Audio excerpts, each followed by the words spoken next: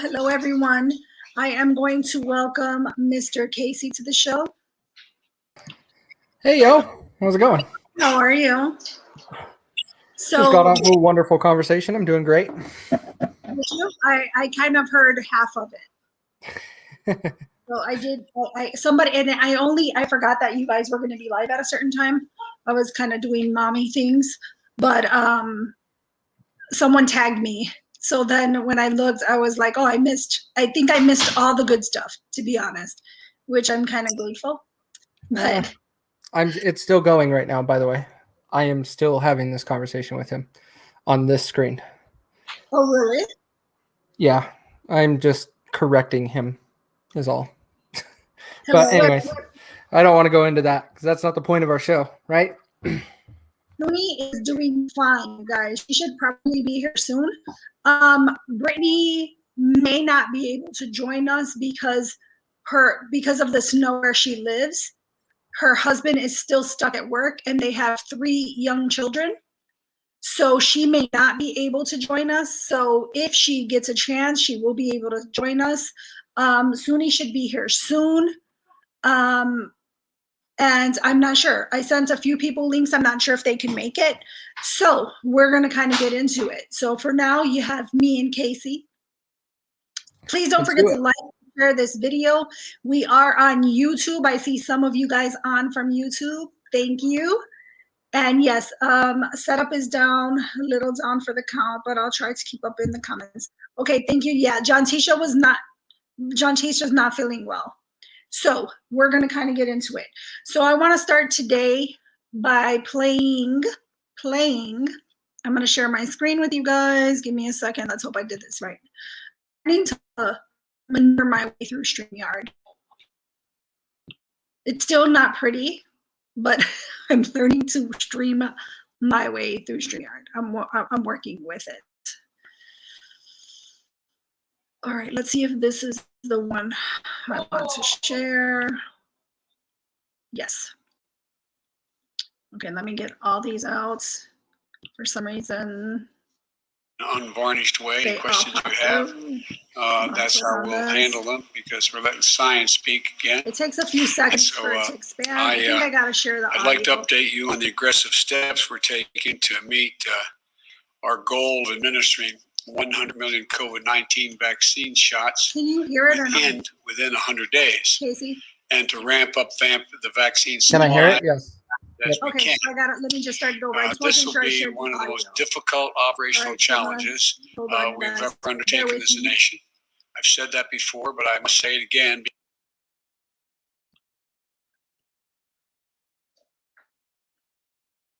Any questions you have, that's how we'll handle them.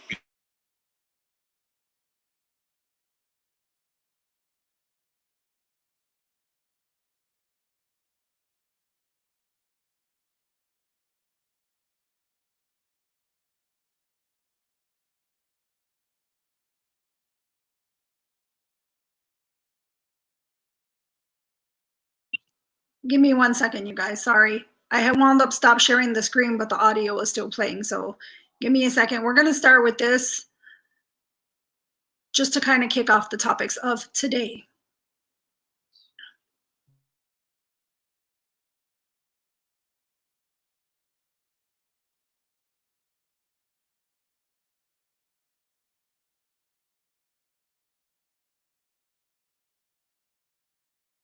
Back the pros to talk about COVID in an unvarnished way. Any questions you have, that's how we'll handle them because we're letting science speak again.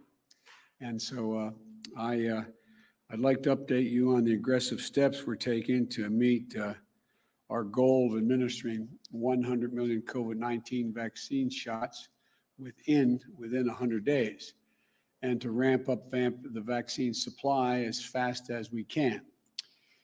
This will be one of the most difficult operational challenges we've ever undertaken as a nation. I've said that before, but I must say it again because we're going to do everything we can to get it done. But a lot of things can go wrong along the way. And so as I've said in the past, we want to give credit to everyone involved in this vaccine effort and the prior administration and the science community and the medical sphere, for getting the program. I didn't do it, I promise. For getting the program off the ground. And that credit is absolutely due. But it's also no secret that we have recently discovered in the final days of the transition, and it wasn't until the final days we got the kind of cooperation we needed, that once we arrived, the vaccine program is in worse shape than we anticipated or expected. A lot of you follow this, and nobody is, I mean this sincerely, the press is the smartest group of people in town. You hone this stuff down clearly. I think you found the same thing. Even before I took office, I announced a new vaccination strategy, which centers on federal leadership and execution for our whole country.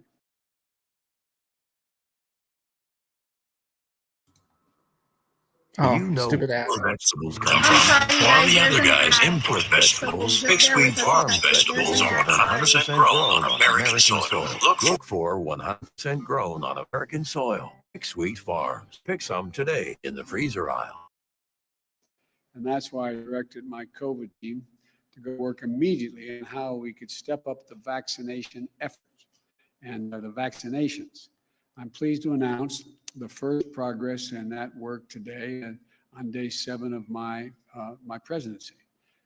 First, after review of the current vaccine supply and manufacturing plans, I can announce that we will increase overall weekly vaccination distributions to states, tribes, and territories from 8.6 million doses to a minimum of 10 million doses. Starting next week, that's an increase of 1.4 million doses per week. And you all know, if I may note parenthetically, you all know that the vaccines are distributed to states based on population. They're based on population. And so the smaller the state, the less vaccine, the bigger the state, the more they get. And so this is going to allow millions of more Americans to get vaccinated sooner than previously anticipated. We got a long way to go, though. The second thing, we're increasing the transparency with states, cities, and tribes and local partners when it comes to the vaccine supply. This is something we've heard over and over again from both Democrats and Republicans, state and local leaders, that they need a plan in order to they need to know what they have to plan on. They need to know what the order is going to be. Jeff had a meeting with the governors on Zoom and others, and I think we're getting this coordinated in a way that there's increased cooperation and confidence. But until now, we've had to guess how much vaccine to expect for the next week, and that's what the governors had to do. How much am I getting next week? This is unacceptable. The lives are at stake here. From this week forward, God willing, we'll ensure that states, tribes, and territories will now always have a reliable 3-week forecast what the supply they're going to get. So they'll know 3 weeks ahead of time what's going to be their 3rd week.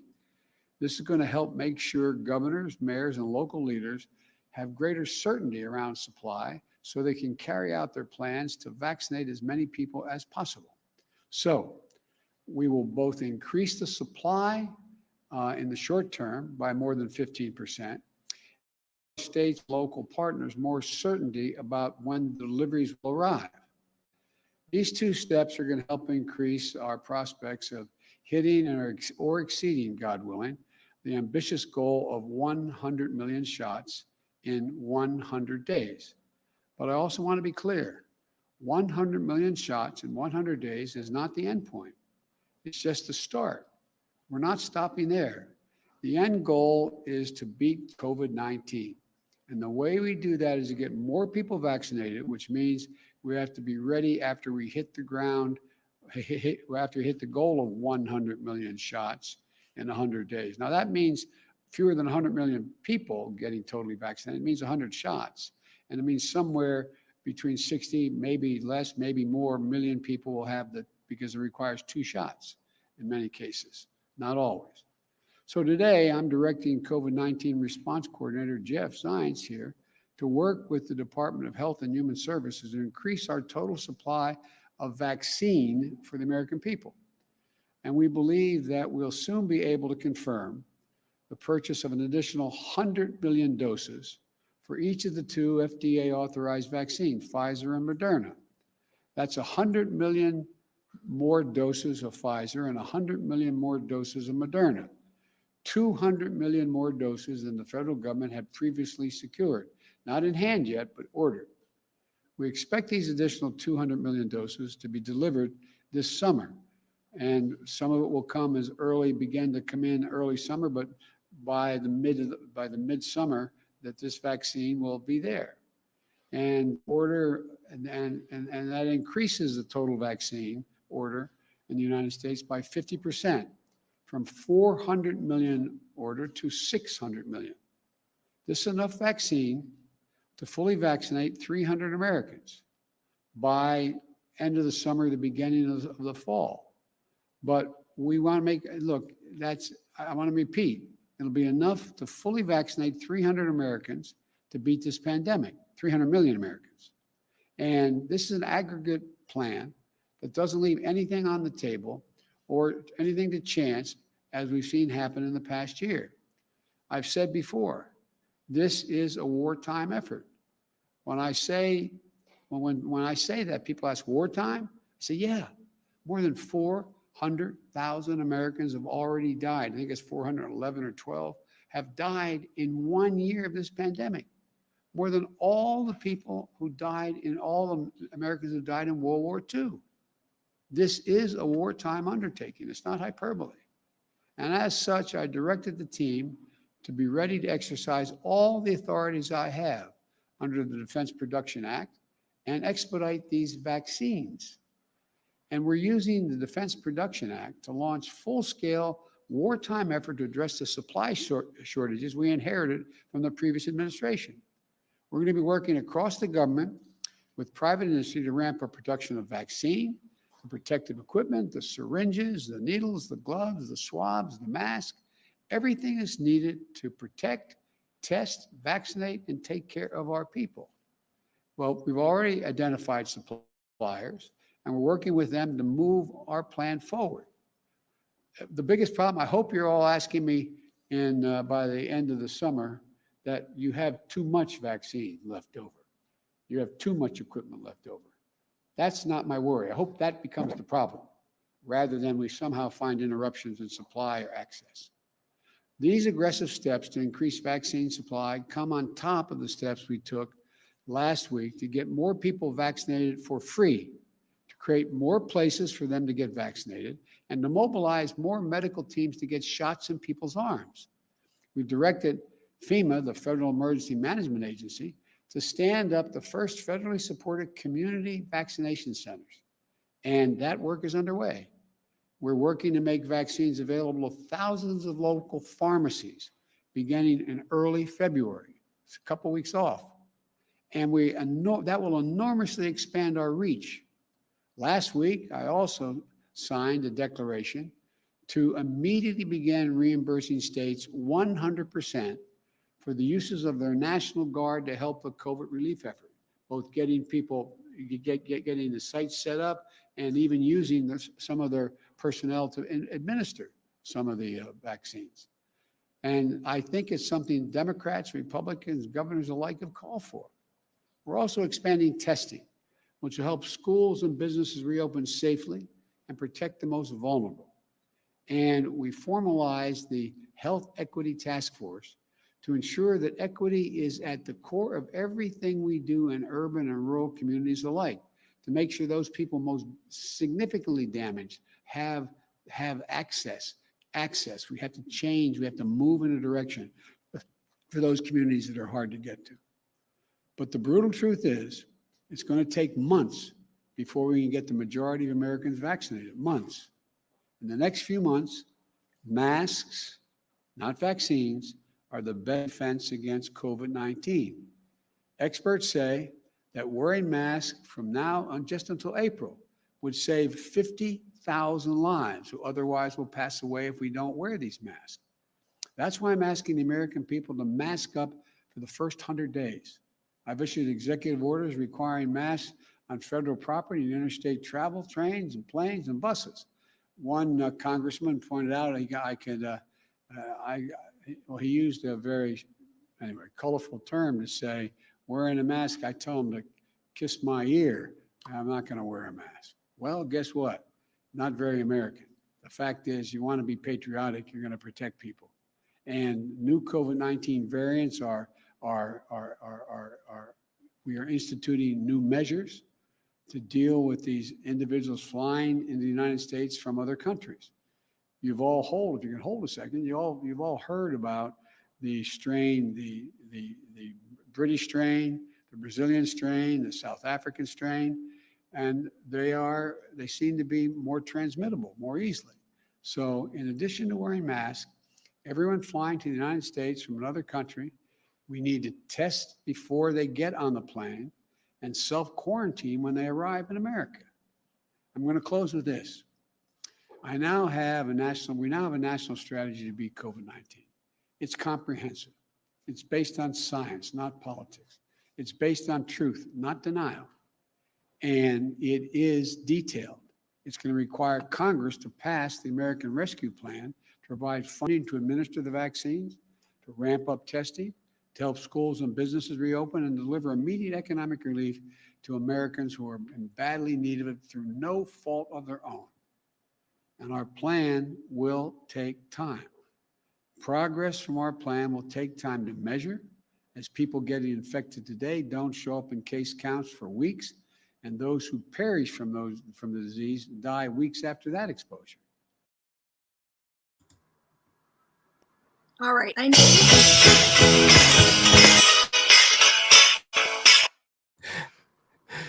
know you guys were dying. I'm looking at all the comments and I was like, oh shit. They were like, I can't tolerate it. Well, this is the thing, right? I don't like to hear his voice either, because I think that I want to say 98% of what's coming out of his mouth is false. So I don't like to hear it, but I cannot in good conscience talk about what's happening if I don't listen to what he's saying. Facts. And we cannot stay informed or call him out on his bullshit if we refuse to listen. Well, and to reiterate exactly what you're saying is, he is the president of the United States. Respect him as such. You don't have to agree with him, but we gotta still respect him as the president of the United States and understand what he's saying. Now, there's a lot I disagree with what he said. That's fine, and we'll have a conversation around it, but we can't fall into doing what was done for the last 4 years to Donald Trump, and not respecting him, he was elected by the people. Respect it. Biden, and I'm going to throw quotes, was elected by the people. Because I have my own reservations there, but that's not part of this conversation. It's just respect him as such. He's going to tell us some details. We're going to talk about it. If we disagree, we disagree. Let's talk about our disagreements. And that's what we should be doing. And like, I watched this earlier when you shared it, because I haven't seen it. And when you shared it earlier today, as soon as I had a chance at work, it made sense. I'm like, I understand why he feels so blind. And I'm not making an excuse for him, but I also think he's realizing this is a much weirder issue than Trump ever imagined it would be, and what he ever imagined it to be. But in October 10th, he said, or 10th or 15th, he's like, I got a plan. Trump doesn't.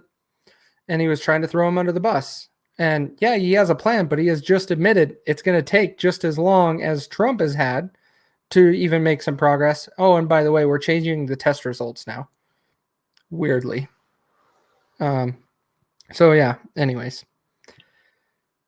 Yeah, I definitely, so I have said from the beginning, because I am an American and because I am a true patriot and I believe in our founding fathers and the Constitution, yes, I don't like that he's present. I don't agree with what happened. Do I believe that there were way too many coincidences? We'll use that word because that one doesn't get you banned. In this election, yes, 100%. And I believe Casey agrees with that. But I have said repeatedly that I will respect that he is the president. I just don't have to like it. But in that respect, I think that I will listen to the stuff he says because I want to know what he's talking about. Right. I want to know what he's putting forward. I want to know if his words match his executive orders. I want to know when he's backpedaling. I want to know it all. And the only way that we can do that, and the only way we can truly give information to those who don't know, is if we listen, is if we pay attention. Yep. So that's the reason I played it. I know it was hard to hear. Trust me, I played it. I posted it on my page this morning, and I got tons of things like, so trust me, I understand and I feel you on that. But again, I just wanted to explain why I feel the need to listen to him and pay attention. I will be paying attention in the future because I believe words matter. Words matter. And so that being said, let's talk about some of the stuff he said. Which one do you want to start with? Well, he starts kind of in the beginning where he says, you know, like about this. He had to give credit to the former administration. He says that at one point. And then a few minutes later, he throws a little jab where he says, as far as there's things that they just found out because the transition was so late. Well, if you're constantly saying, which he has said repeatedly now, I think that the trajectory of COVID, there's no way you can change it for months to come, and I'm paraphrasing that, then no difference would have been done had you known anything, because he doesn't explain what he's talking about. He's very vague. Yep. So there's nothing different you would have done anyway, because you clearly said at one time in October of 2020 that you had a plan. The Democrat Party has been saying continuously that they've had a plan, that they would be better. They would have done all these things, whatever things. I want to know, what are the things? I'm waiting. What are the things, Joe? You know, the thing. Come on, man. Like, I want to know those things. I want to be informed. I want to know those things. Well, guess what? Here we are. He's elected. He has no things. Zero things. Zero. Nothing he can tell us. He just says the trajectory of COVID, we're not going to be able to change it for months. Okay. Right. Now, I think that this is, do I think that he's being true when he says that there's nothing we can do about it? You're right. There's nothing you can do about it. And you know what that means? Especially when President Trump was in office, that means there's nothing President Trump could have done about it. Hello? Because especially at that time, and this is what I don't get. So COVID was new to each and every one of us. It's something different. It's something nobody's ever seen. This is the first pandemic that our generation has ever seen. And Trump is supposed to have a plan. Okay? Now, people, and we're gonna call it all out. People are saying, well, Trump knew on January 28th, I believe the date is. Correct me if I'm wrong. Casey. It's around there. So the end of January. Yep. So people are like, oh, he knew, he lied to the American people. Well, first of all, I think if you don't know what you're dealing with, why would you go out there and tell the American people something you know nothing really about? Now, that being said, do I think he could have handled that better? Yes, I do. I think he could have handled it better. What he would have said, I don't know. Because what happens when people don't know information? You panic. Yeah. There would have been some sort of panic. But like I said, I digress. So my whole point is, you're saying that there's nothing you can do now, and we're almost a year exactly. A couple more days, it'll be a year exactly when we found out about COVID, or the president was briefed on it. Yep. So we're almost a year out. You knew you were running for how long? I mean, the Democrat Party as a whole, right? Because who knows who would have been in there, but they knew they've been running for this campaign for the last 4 years. Like, they've been planning since day one of Trump in office. So you knew that, okay? You've had a year because we've known about COVID, to be fair. We've known about COVID for about a year. What have you done? Because Yeah. the whole time you were bashing Trump on his COVID policies, right? Mhm. You're bashing him on not doing enough, not being quick enough, etc. But now you are offering us nothing. Mhm. And you're talking about speeding up, getting out Operation Warp Speed, getting out the vaccines, giving so many, etc. But I don't know, correct me if I'm wrong, didn't President Trump push for Operation Warp Speed?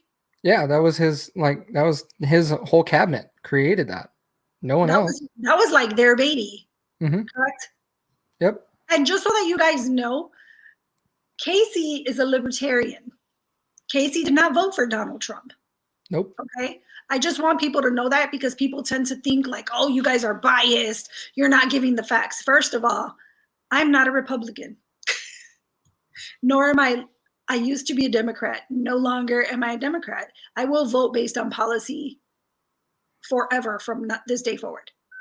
So that being said, I just want you guys to know, like, I'm going to call a spade a spade. I don't care what it is.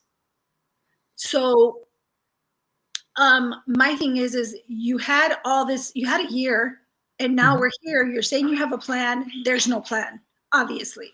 Right. Now we're talking about all these things that you're going to do, which is, correct me if I'm wrong, Casey, is this not all the same things Donald Trump said he was going to do? Yeah. Donald Trump is owned up. Elected as president. He has done everything he admitted he would handle and do.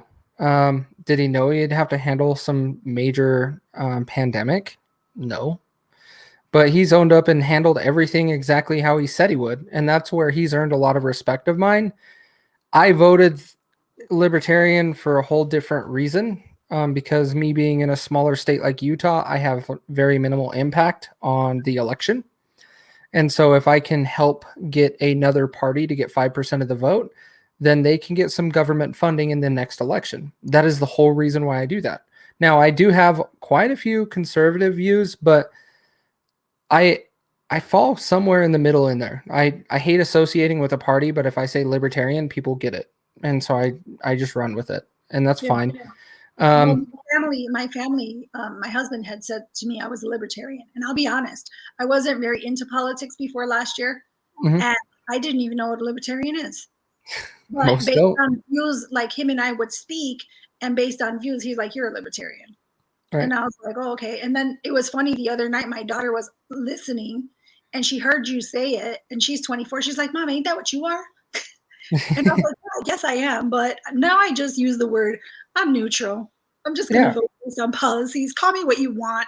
I'm tired of labels. That's kind of where I'm at with it. I've been saying that for a while. If we can get rid of the labels, it would be great, but it's really difficult when everybody's so associated to those labels and attached.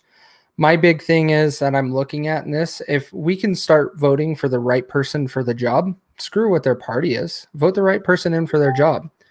But back to Biden, my thing is I think the thing that's interesting around this is this is the classic game of politics, is how I want to describe it.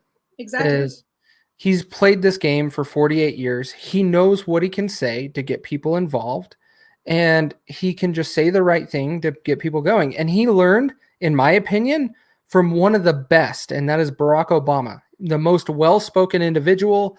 You can get people to follow him because of way and how he approaches things. But because I almost voted for him his first term. I was very close to doing it. And I was like, I just don't have faith that he's going to do it the right way. I just don't. So I didn't vote for him. And he proved me right. And I think that's how he got elected now and not back in 1988, is he learned a lot from Barack Obama and some things to say to trigger words and get people excited, and it gets them going. Now, I'm not saying the election was fair either, so don't hold me on that either. But I'm also not going to say there was enough to overturn the election either, at all. No one knows the facts, and so we don't need to have that conversation. But we can say our election process needs to change in that scenario. But Biden learned from the best. So I'm not surprised that he's got a good following this time versus in 1988 when I was 2 years old. But it was very interesting to go back and see how he ran back then, because it's not the same person almost. Like, and Well, I'm I not think- starting conspiracy theories either. Yeah, and I think honestly, like just my personal opinion, I don't think that he is doing anything. I think he's being, I think he's, I think he has a puppeteer. That's just my opinion. I think he's kind of following other things. The Democrat Party Yep. kind of like flocks together, like, and Mhm. they're kind of like where they go one, they go all. They're probably the ones who actually started that, but I'm not going to get into conspiracy theories here, to be honest. No. I'm one of those people that I like to speak based on what I know. But Yep. I want to address Hope's comment really quick. She says, Okay. "Too bad Trump did not fear Fauci. Fauci say in 2017 that Trump would have to deal with a pandemic." I believe. I don't know. I believe that this was planned. I don't. That's just my beliefs. And yes, I don't have proof it was planned. I don't have any receipts that it was planned. That's just my personal opinion. When I know something to be a fact, I'll tell you. When I'm telling you that it's based on my personal opinion, it's my personal opinion. How Fauci would know that there'd be a pandemic back in 2017 is beyond me. Okay. Yeah. So, like I said, I don't want to dive into conspiracy theories. I don't want to get into that. But I think that, again, I don't think that this was just like sprung on us like, hey, here's coronavirus or China virus, whatever you want to call it. we can call it China virus. Huh? We can call it the Chinese virus. I'm It's down the with China that. virus because it was made in China. Yes, it is. So I don't think that it was a conspiracy theory. I mean, I don't think that it was not planned. I think it was planned. That was my point. But as far as so Hope, I don't know what Trump could have done differently, to be honest. Nope. I think, what do you do when nobody? Child, can you be a little bit like quiet? I'm sorry, my kid is like 2 feet from me. She's doing some stuff in the kitchen, but I think, I don't know what Trump could have done different, because when let's go back really quick, and I want to move on to some other things I want to touch base on. But when this happened and he started banning flights from China, Europe, was there one more? I think there was one more. Well, he did China, Europe, and then you have to separate UK now because they're technically not Europe. And then he Right. did a couple Middle Eastern countries. Right. Like Iran had a big outbreak, and that was my big argument with anybody that wants to go that conspiracy theory route saying 5G. I'm pretty sure Iran has 0 5G towers. So how did they get it? So that's my thing. So now when Trump did that, he was called a xenophobe. Yep. Is that the way you pronounce it, xenophobe? He was literally put down by the Democrat Party. Mhm. And Nancy Pelosi went to Chinatown. Mhm. There's video Everybody of it. needs to go to Chinatown. Everybody needs to go to Chinatown. Support There's Chinatown. video, correct. We're all fine here. And they're like a herd of people around her. And she's talking to business owners and life is great. And there's no pandemic, according to her. Yep. Now you move a little bit later. And now we're shut everything down and he didn't handle it right. And then one of the main things that they talked about is he called it a hoax. I have beef with using that term. It's a derogatory term that's not taken properly across the board. And so I don't like it, but I understand other people use it in referring to saying we're being lied to, even though that's not the real meaning of the word hoax. Correct. So I can agree with you in the sense that hoax, the definition, and I think the way that it was intended were two different things. Yep. And the only reason I'm saying that is somebody in my comments, we had a big thing a couple days back, and one of my friends like called it a hoax, and then somebody was going in on them, and I'm like, wait a second, I know my friend, so I know which way he intended it. And I think that that was probably one of Trump's biggest downfalls, was what he said and in the way he intended it. Does that make sense? Yep. So I think that was his biggest downfall with people, was what he said and what he intended that to mean. And interpretation is everything, right? Because Right. of course the left is going to interpret one thing, and they're going to always, when you have two different sides and you're competing against each other, you're going to always take that to an extreme. You're always Mhm. going to take it to mean what you want it to mean. Mhm. So I think that for myself, like, do I think that, I think he just thought it would go over better by saying hoax instead of saying like, hey, you fucking damn crooked ass Democrats are involved in this bullshit. I know Right. you're in bed with China. Right. You know what I mean? So I think he just thought that would sound better, and I don't think it did. I would rather have him said, I think you guys are in bed with China. You Right. assholes. This is warfare. This is biological warfare. I'm gonna get you guys. Something like that. But 100%.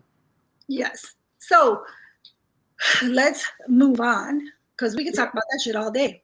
I could go on forever. Correct. So There's as enough far- examples. I believe in people's right to choose, and I'm not telling anyone here not to get it. If you choose to get it, that is your right. That is your choice. I do believe in my body, my choice, and I think that if Democrats can use it for abortion, then I can use it for vaccines for me and my children. Let me ask you one contradictory question there, though. Go ahead. Because this is a little bit of the devil's advocate, but how do you feel the same way about a mask? What do you mean? My body, my choice to wear a mask or not wear a mask. I agree. Okay. And the reason why I ask that is that's where we got to be consistent with how we believe in things. I Like agree 100%. I am 100% on board with everything you just said. We had a conversation prior about abortions. I said it's not a man's decision. It's not a man's place to be in that conversation. To decide what is the best and where we draw the line on how we do those things. There are other intelligent people and women to make those decisions. But when it comes to a vaccine, no. Mandatory, I am adamant, like, no on mandatory. Like, I am not for that. We need to have the choice to choose. Now, if you want to do it, cool. I'm not going to go and tell you you're a bad person because you choose to use vaccines. Now, I will tell you I'm very reserved with vaccines. Both of my boys have not received them, and they might get them when they're older. I just don't believe in them getting 30 shots before they turn 2 or whatever the number is. It's right around in that area. I wanted someone's body and immune system build naturally first, and then we can have conversations about those things, because we did get rid of some big diseases with vaccines. Let's be honest. They did disappear. Do I think COVID's one of them? No. The flu definitely is not it, because it's only 30% effective every year. I've never seen a number much higher than that. And so there's some ways that we can do things better. It's not FDA approved. It's emergency approved right now. And Correct. so it can be utilized, but it is not fully FDA approved. Not that I believe the FDA is perfect either, to be honest. That's just my opinion, but we'll leave that for another show. Yeah. FDA, that's where I fall into the libertarian world. Is I'm all for small government. I don't like EPA, FDA. I don't like all of these small government agencies to be running everything. I just want the government to deal with their stuff and stay doing their stuff and leave everybody else alone. Anyways, but overall, like, my body, my choice is exactly how we should handle everything. Republicans should accept that same stance. Even though it's used on the Democratic side, we should also understand we just need to respect everybody's rights to make the decision of what they think is right for them. Right. And that is how I believe everything should be ran. Yeah, I agree too. And I think that I just personally, I'm not going to take it. And I'm not going to have my children take it. I was not very educated on vaccines. I'll be 100% honest. And I have children. My children are way older than yours, Casey. Mm-hmm. My children are between 15 and 32. And again, we just follow the rules. Right. We don't question the rules. We just follow the rules. And the more and more that I have learned in the last year, the more and more I am cautious. Uh-huh. Sure. Do I understand that vaccines have got rid of things? Yes. Some. Yes, some, correct. Some things. But this is very new. To say that it's been pushed through at warp speed, it has. Do we know the long-term effects? No, we don't. So I don't trust that. For me, I don't trust that. I don't trust that going forward. Another thing, I do have underlying conditions. Those are the people that are most at risk, right? People with underlying conditions. Why was their trial not on anyone with underlying conditions? Wouldn't that make sense? And you should be concerned with underlying conditions. And that's the point that should have been sent. And you can blame everybody. You can always go back to Trump if you want to, because he had a microphone. I think COVID should have been handled in that scenario of saying, these people we know right now are at risk big time. After we came out our 2 weeks to flatten the curve, right? Or let's give them benefit of the doubt, 4 weeks. 4 weeks to flatten the curve, and we shut everything down in our country for 4 weeks. Why didn't we come out and be like, okay, we know the older age groups, you get 65 and above, you can be really impacted. 45 and above, you can be impacted if you have health issues. So consult your doctor and figure out how you should handle this. Me, I've been fearless this whole time. I don't have any health issues. I have been fairly healthy and athletic until COVID, because it took away all my sports. I couldn't play soccer. I couldn't do all kinds of things anymore. And so it's caused me to change, first of all, but it's overall, if we were just to be realistic about who was impacted and just said, hey, we're going to quarantine, we should quarantine and protect those that are at risk, I think it would have gone better, and our country wouldn't have gone through the disaster it did in 2020. We wouldn't have had to issue out stimulus checks. We might have for some people, but not nearly every American. And it would have saved us a lot of money to where we could have handled this thing in a much better manner. Neither Trump or Biden proposed anything along those lines. They just criticized each other and said, no, that I'm going to do this, I'm going to do that. And so that's where I do believe Trump could have done better in this scenario. Is we knew in April, May-ish, we knew who were mostly impacted by this virus and who we should be protecting. And I'm staunch with that, because if my grandmother was alive, it would be very different right now. I wouldn't know how I'd get her groceries, because I would be nervous about taking something to her and giving it to her, even though I may not even see a symptom. I probably should see a symptom. I'm 35. I might see a major cough like I've had my friends have and stuff like that, but I don't know. And so it would make me super nervous if she was still around in that scenario, and I would figure out a way to protect her in that case. And I think that would have been the more logical approach. And just to call out New York and Como, putting people with COVID patients in a nursing home or a long-term care facility, that is the worst place you could put them. And when you point out New York having such a bad disaster at the beginning, that is why. And he also ignored Trump's help. Trump sent a military hospital to boat to New York to help out and say, hey, send all COVID patients there. And Como somehow misinterpreted that and still sent them to long-term care facilities and rehab centers. Well, I mean, I think that Como is a fucking idiot. Well, and I'm sure. sorry for the language, but I think he is the biggest idiot. Well, he's one of the biggest idiot, to be honest, because our mayor, which brings me to my next point, is a piece of work herself. Now, yes, she is. Oh my God. So back in last year when the whole riots and the looting, Chicago was tore up, period. Right? The teachers union, the mayor, everybody was on the same team. Everybody was Black Lives Matter. Everybody was together. We had our Chicago Teachers Union, who we've always supported, and I'm talking about we, the police, running around with signs through our city and had their children as well with signs that said, fuck the police. Okay, my children are in public school. I'm like, hey, you have the right to your opinion. Now, if I had an opinion of like, fuck this group, I am not taking my children with me. No. But, that's just me. I don't know. So anyways, so they were all together. They were one big happy family. And now we have a new president and our mayor's like, open up the city.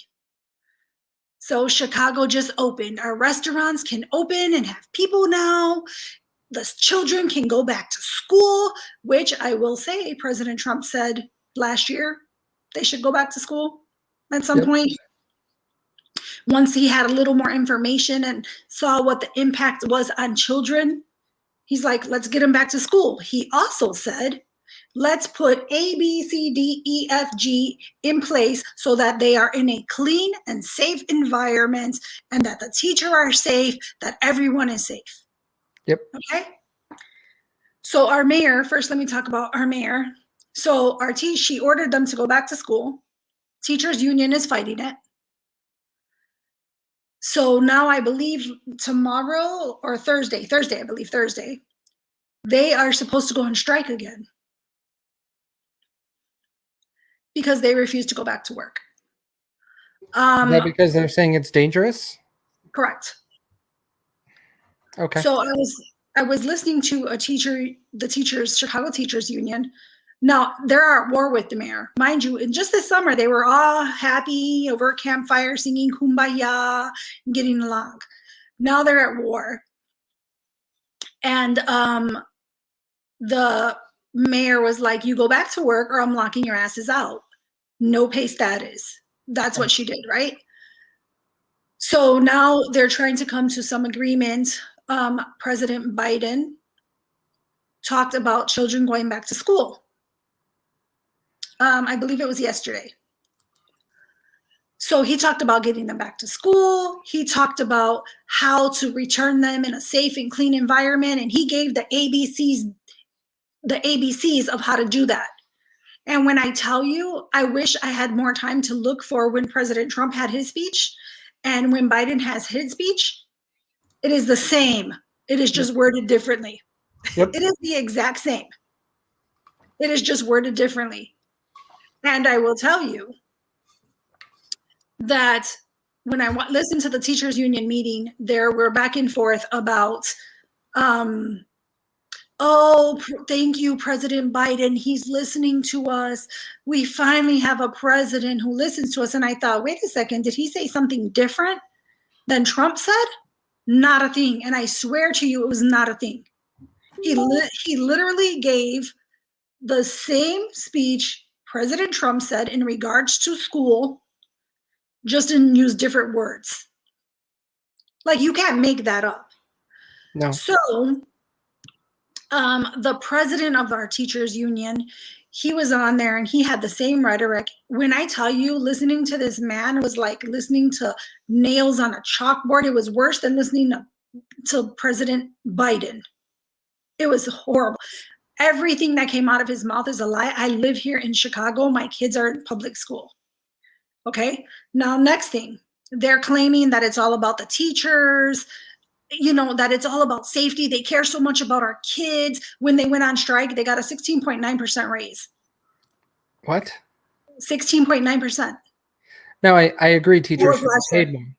Teachers should be paid more. Oh, I But- agree. I agree but- teachers should be paid more. But when you're telling me that it's about the kids, Right. come on. Anyways, that's another subject in itself. So you're talking about these kids. Now my son happens to be, when we got shut down last year in March, my son is a junior in high school. Okay.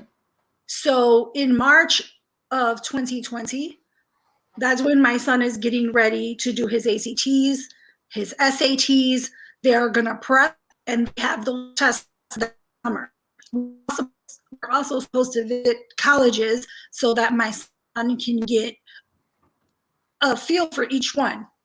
Mhm. All that's gone. Okay. In September, thankfully, I've had other children that went to college, so I pretty much know processes of things.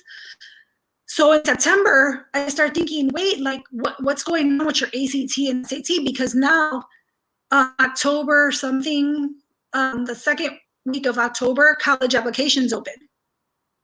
Okay. And they're due by December something if you're going to do early decision.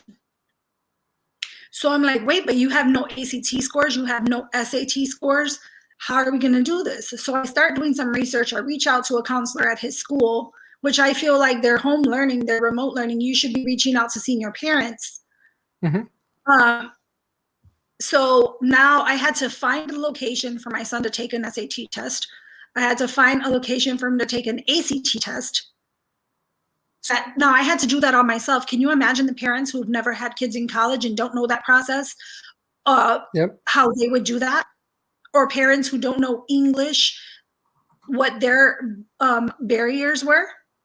Well, you're having parents struggle right now doing home teaching, like helping their kids with math that are Right. they're in like the 4th and 5th grade, let alone how do you handle all of this stuff? Correct. So what happened was I scheduled this stuff in September. Now my son's test is for February 6th for his ACT. Mhm. And we couldn't get it at the high school he goes to. His high school is really huge. A lot of people go there from all over the city when they take it looks like a college campus. Mhm. So this was in September. So I scheduled for February. So he had enough time to like get reacquainted with schooling, had time to study a book I bought him, etc.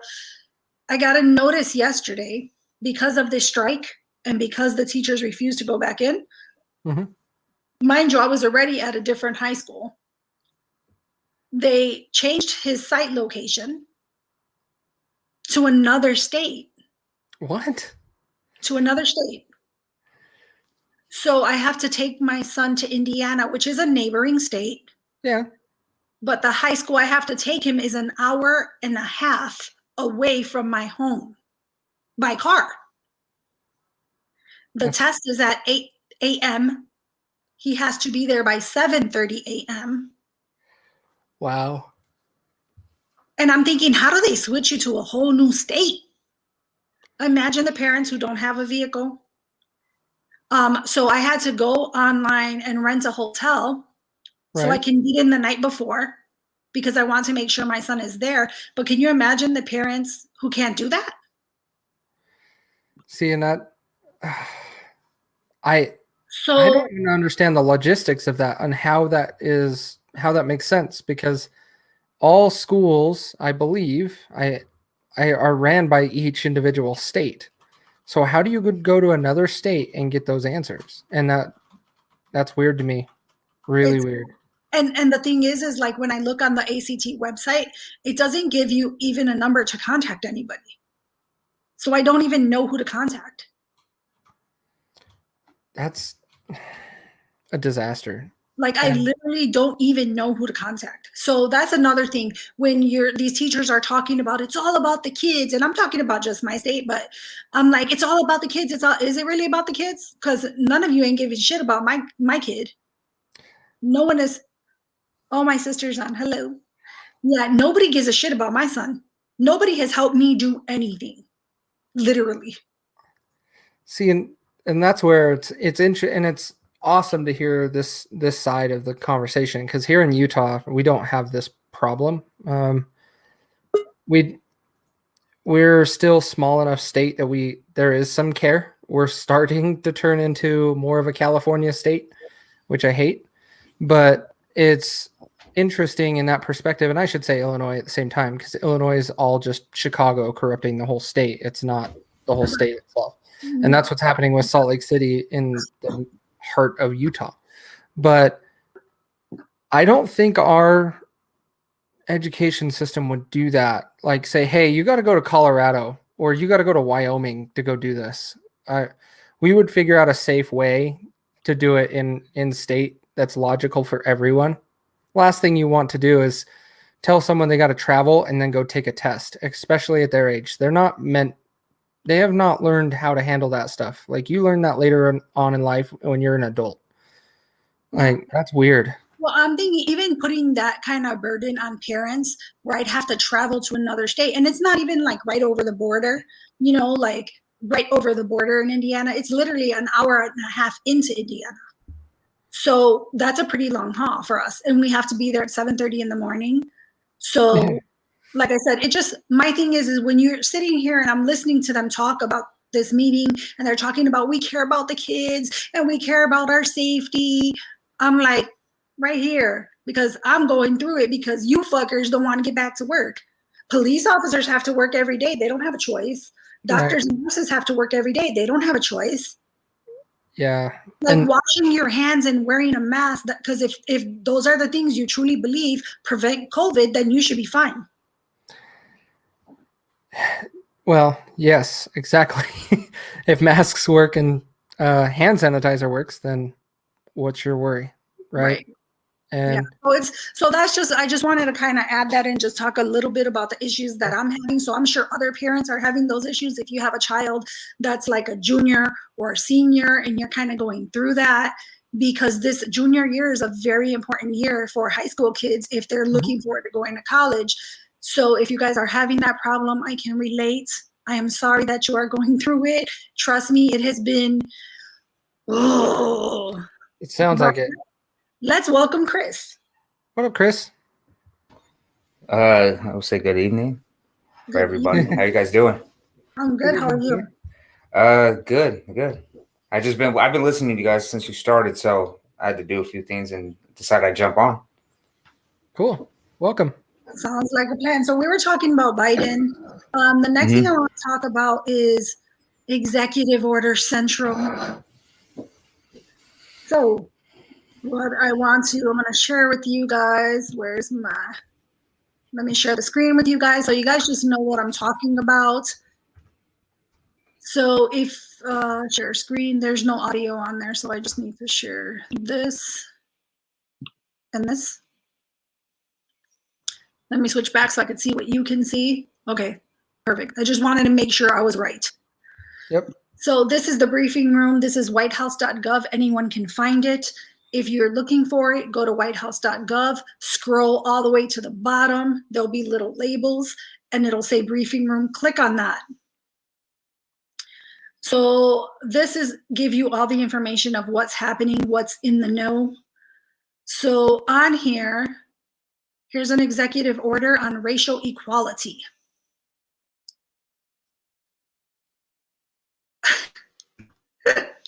I'm gonna laugh only because I'm like, I cannot. But so there's one, I believe he's over 30 right now. Yep. Is that correct? I think he's at 31, if I recall correctly. I'm Correct. trying to keep track of all of his bills. It's getting difficult because he signed more in his 6 days than any other president has. Yeah, in I think history. Trump had like 2. Obama had, I think, 5. I was looking up the numbers. And then Bush and Clinton both had 1. Yes. And it's like and my stance is coming from my political view. I don't like the executive order and I think it should be removed. I think it enters us into what we're dealing with right now is partial use of a dictatorship. We have never seen an executive order overturned by the Senate or the House that can do it. They have to get 2/3 of the vote and they can repeal an executive order. It's not being done because our Congress is just as manipulative and corrupt as Joe Biden is, in my opinion. Correct. And I don't want to see this power used anymore. I hated it when Trump used it. I hated it when any president used it because we didn't care. We didn't do anything about it. We didn't make sure they were making the right decision. They were people in Congress disagreeing with it, but just throwing their hands up in the air and being like, oh, well, when they really could do something about it. And it's so frustrating. So frustrating. So we're not gonna go through all of these, but there is over 30 now. So I just wanted to show you, this is where if you want to go and look at them and get more into detail and know more about what he's signing and why he's signing it, you can do that. You can also listen to his speeches. I know you guys hate it, but I agree with you, Casey, with the executive orders. I don't like the fact that they could do it either because it takes the voice away from the people. There's a lot of things there's things that Trump did that there was some executive orders I didn't agree with as a federal employee. They didn't really do me any good. They kind of hurt us. There's some that I liked, but it took away our voice. And Biden's doing the same thing. Like, for example, the transgender. He threw out the military transgender executive order. Being somebody who I'm on my way out of the military, hopefully here soon. There's some things I disagree with it because it makes things a little difficult on some ends when it comes to like physical fitness tests and certain things that executive orders, they do take our voice away. They take it away. And I won't say, I mean, some people agree with it, but that's not the way things should be done. It's definitely not. Well, you got to remember, our military is the most respected around the world, right? And so we got to be at the tip-top shape.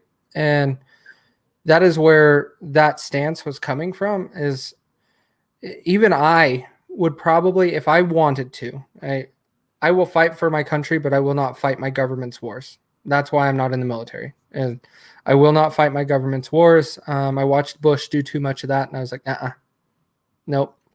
But the bigger thing I see here is, like, I couldn't get in most likely due to I have no cartilage in my right knee. I would have problems, and they would probably just say, no, you're getting a medical, you're out type of thing.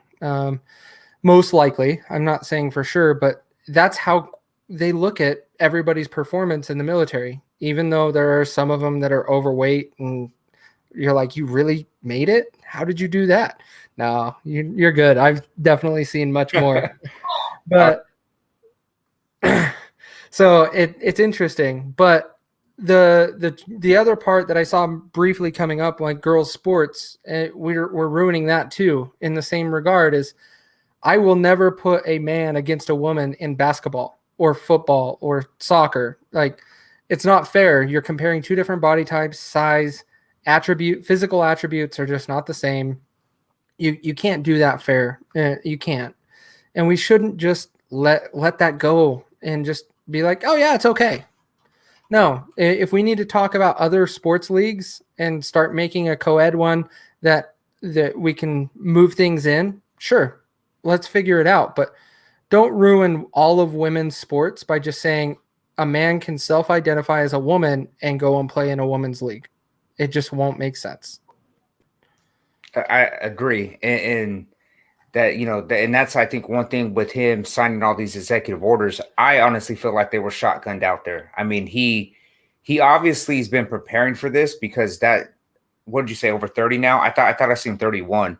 But, yeah, 31. Yeah. So it's something that has been in the works, and from day one to just come out and to just throw them out there. To me, it's showing, I see it as it's the Democratic Party showing they're going to come in guns a-blazing. I mean, there's nothing that's going to stop them. They're in control of everything right now. And this is the perfect way for them to show that, hey, I'm going to take this strong stance, and there's nothing you guys could do about it because nobody's really going to push back on it. 37. Well, that's what I'm surprised. Is there more that I haven't read yet? I'm like, oh my gosh. I'm going to lose my job if I have to keep reading these things to try to keep up on it. This is just Renee crazy. said he just wanted to undo what Trump did. And I agree with that 100%. Well, look, every bill he's done has practically undone something Trump put in place. Yeah. I don't know of one that hasn't yet undone some part, but yes, that statement is correct. It is all bullshit, which is That's my sister, you guys. that's awesome. But Lives in overall, Michigan. we got to start holding our elected officials, Congress, locally. Well, I should start locally because that's the most important. Your local state officials that will impact you more than a president. The next that will impact you is Congress because there's no term limits there. They will spend 40 years there and they will make corruption deals for that entire time. A president can only be there for 8 years, can't impose anything unless it's an executive order, and Congress will just pass stuff all the time. We have to just start holding these people accountable and removing them from office. Like, just to make a point, I'm not happy Lindsey Graham got reelected this year. I am not happy Mitch McConnell got reelected this year. Both of those guys are Republicans. I agree a lot with what Lindsey Graham says. They've been there long enough. We need to replace them.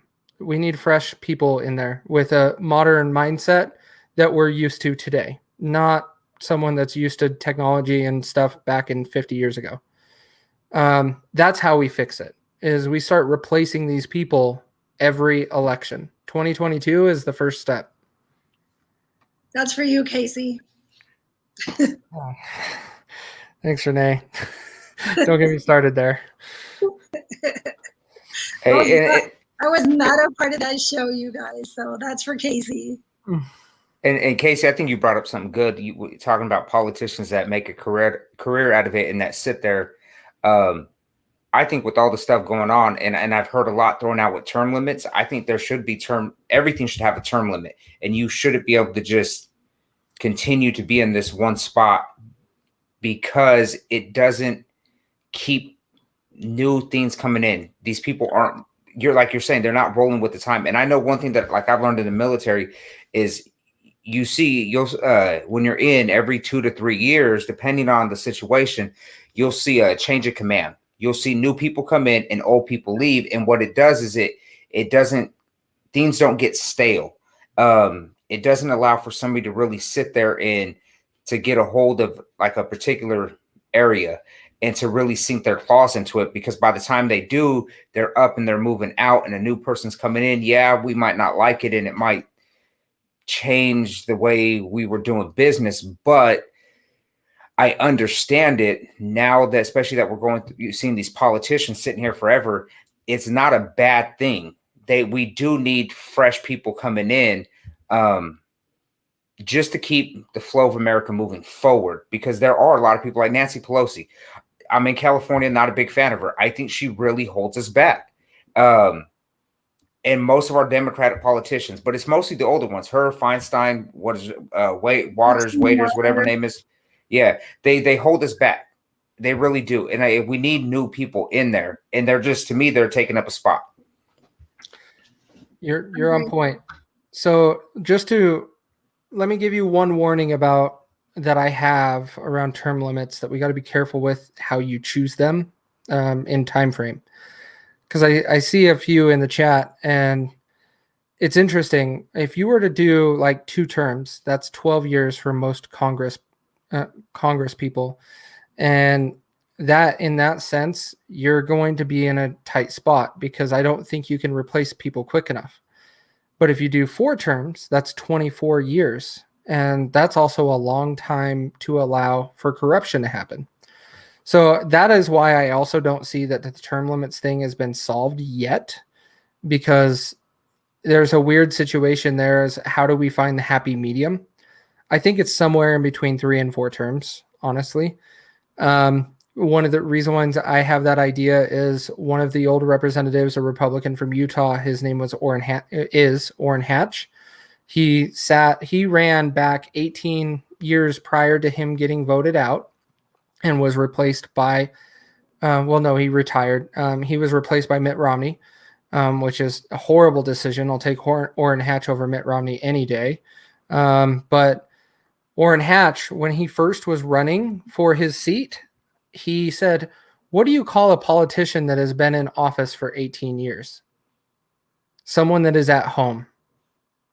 And then he turned around and did it again, the exact same thing. And so that's where we got to start paying attention consecutively on what these people are saying.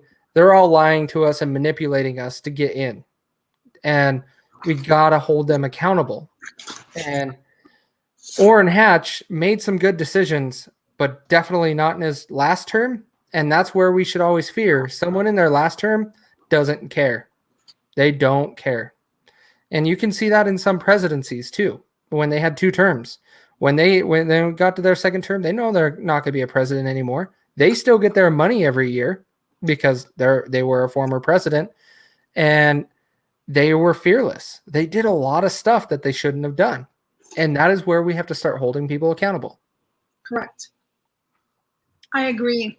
I wanted to also touch on a little bit of the fracking stuff. So Joe Biden's executive order basically revokes the permits for the XL Keystone pipeline. It's awful. So we have currently 2.4 million miles of pipeline in the United States of America. Did you guys know that? I didn't know that. Not until you sent me some of those links and I started looking into it, and I'm like, all right.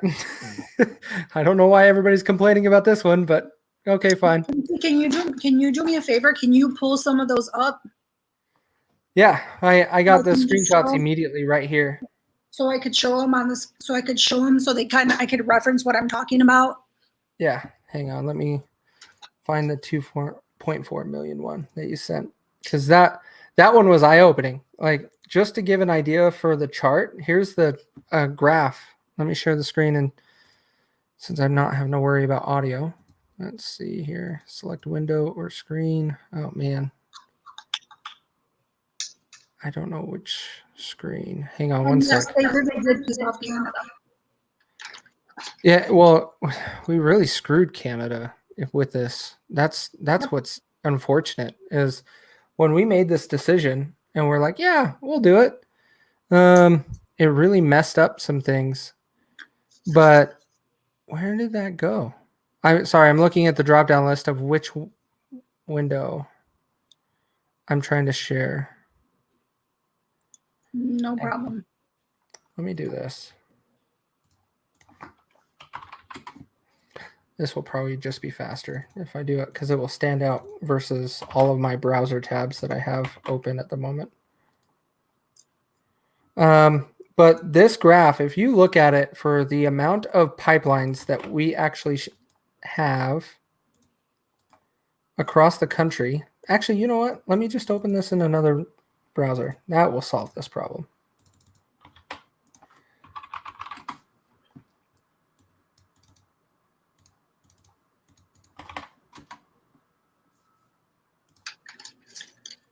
Okay, it's coming up right now, so bear with me 1 second. Okay. And then I'm going to share with you guys something Joe sent me today. I meant to send it to you earlier, and I totally drew a blank. Now, Joe is a viewer. He also works in the industry, so he knows what he's talking about. Like, he sent me tons of stuff the day we talked about it. I then sent it to Casey, because Casey and I were involved in a conversation at the time. Are you eating pistachios? Yes, I am. Sorry. Someone's like, are you eating pistachios? Yeah, it's better than biting on my cuticles. But so I sent it to Casey. So Casey and I both spent the day kind of looking over it, and it was all facts. Yes. Like, it was all facts. Casey was like, I am shook. I was like, so was I. There's so much stuff we don't know, you guys, and we should know. It won't let me pull it up. Why won't it let me do that? Hang on. Sorry, I like to talk out loud. That's part of my problem. It's okay, I do it. No, and exactly to your point, like when you sent me some of this stuff, I'm like, I had no idea there was a train crash in December that was being investigated as a terrorist attack for attacking an oil spill that was being transported by a train. Correct. I had no idea that took place, and it was December 24th. It wasn't, or something like that. It wasn't long ago, and zero media attention, only a couple articles on the internet. And it's like, wow, like how are we having this conversation right now? And it makes Okay. you think that There we when people talk about why are those things not, or they feel the media is biased, I feel that's like another proof and point that the media is biased, because they don't want to show that, Right. because they don't want people to understand why these pipelines are of importance or anything good to go towards Trump. Right. That's kind of my personal feeling. Well, But and let's pull this up. one of the comments that just Black came now, in, is it not coming? It's all black screen? yeah, you see it? Hold on. That should be, there we go. There goes, got it. I didn't realize if I had it minimized, it won't show it. So there you go. So that is all the pipelines we have in the United States, regardless of, I guess you want to say material, because you have crude oil, you have natural gas, you have refined oil, and I honestly I don't know what that bottom one is. But those top three are the most predominant ones that you see across the country. And we're still concerned about one single pipeline coming from Alberta, Canada, to go all the way down to where you see this mess down in Texas, where all the oil is. How many pipelines are actually breaking and causing issues? Everybody points out the few that have happened, absolutely. But until you look at the actual quantity and the percentage and the chance that it does occur, it's like minimal.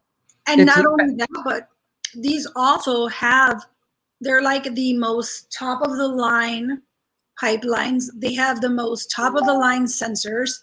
Mhm. Like, he sent me something on what the safety was. I can't remember what I did with that one, but the guy knows his shit, period.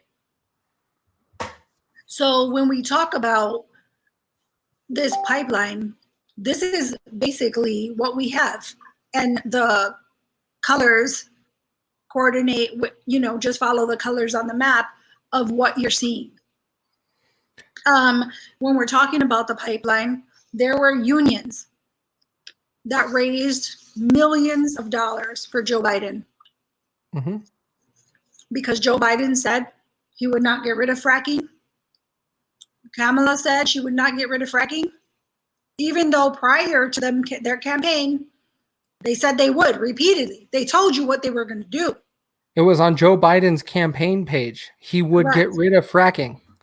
Correct. And these union workers, no, he wouldn't do that. Raised millions of dollars for his campaign. And now they are pissed. Well, you know what I say to them?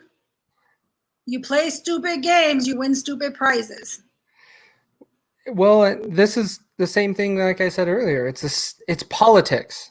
We have to start paying attention. If we pay attention and we see what they're talking about and go back and look it up a little bit. Now, if they flip-flop on something, don't trust that they've changed. Go and find that they actually voted to oppose what they're saying to show that they have changed. And that is how you make that decision. Is one, to be completely transparent with everybody. I'm sure everybody has been talking about Rand Paul blasting Senate today. He is one of the people I look up to, along with his dad, Ron Paul. They are both people that have got me to where I'm at today politically, from understanding and how to make decisions and how these things take place. But he turned his back on Donald J. Trump January 6th. He was going to go against the election and say we should be looking into something. Like one vote being illegal or fraudulent should be investigated. And then after the protest, he changed his decision, along with a representative from Utah, Mike Lee. Both of those guys are off my list. I don't care what he said today. I don't. So did the woman who actually lost. What was her name? From Georgia? Oh yeah, what's her name? Was it Laura- Heather something? I thought it starts with an L. I could be wrong. Georgia. Yeah, she flat out gave up on him too. Correct. And it's like, guys, we got to pay attention to these. This is what politicians do to take advantage of us. I'm no conspiracy theorist. Like, I used to pay attention to that a decade ago. I'm not doing that anymore. But our politicians are lying to us. Correct. We have to start looking for the facts and some of the details. Now, there's stuff that sometimes it's not all there. We have to have some faith that, okay, that somewhat makes sense. But this proves pipelines work. If anybody wants to tell me that pipelines going through a area for wildlife management and it's a disaster because look what happened in Louisiana when that thing happened in the Gulf Coast, and I'm like, that is a whole different animal. Like, look at all these pipelines that run through our country. How many have burst or broken and had an oil spill in the last decade? I guarantee you can't count more than 10. See, but what they'll do, and this is where I agree with you when you say people got to pay attention to what's going on in the news. They got to pay attention to politics, like, because we are being lied to. So one thing that I noticed that the media does best, they use numbers when necessary, and then they use percentage, they use numbers when it benefits them, like total amount of something, and or they use percentages when it benefits them. So my point is if for COVID, right, they're going to tell you 400,000 people died. So when the average person hears it, they're like, oh my God, 400,000 people. And they're thinking, because people don't think that the United States as a whole. So they're like, oh, that's 400,000 people in my area. No, it's spread out. But your common person just hears 400,000 and they're just devastated, not thinking that there's, how many million or billion people that might be in the area, whatever. Right. But then on the other hand, if they said, oh, only 2% of Americans are dying from COVID, people are going to be like, oh, man, I'm good. So they tell you the big number. And then in an instance like this, they'll tell you, well, in the last 50 years, pipelines bursted or pipelines breaking went up over 100%. So it went from, let's say, 2 to 4. And then the people don't go look at how and see the number. They just hear, oh, it's went up over 100%. So your average person's thinking that pipelines are busting left and right, but not realizing that it's still a small amount, if that makes sense.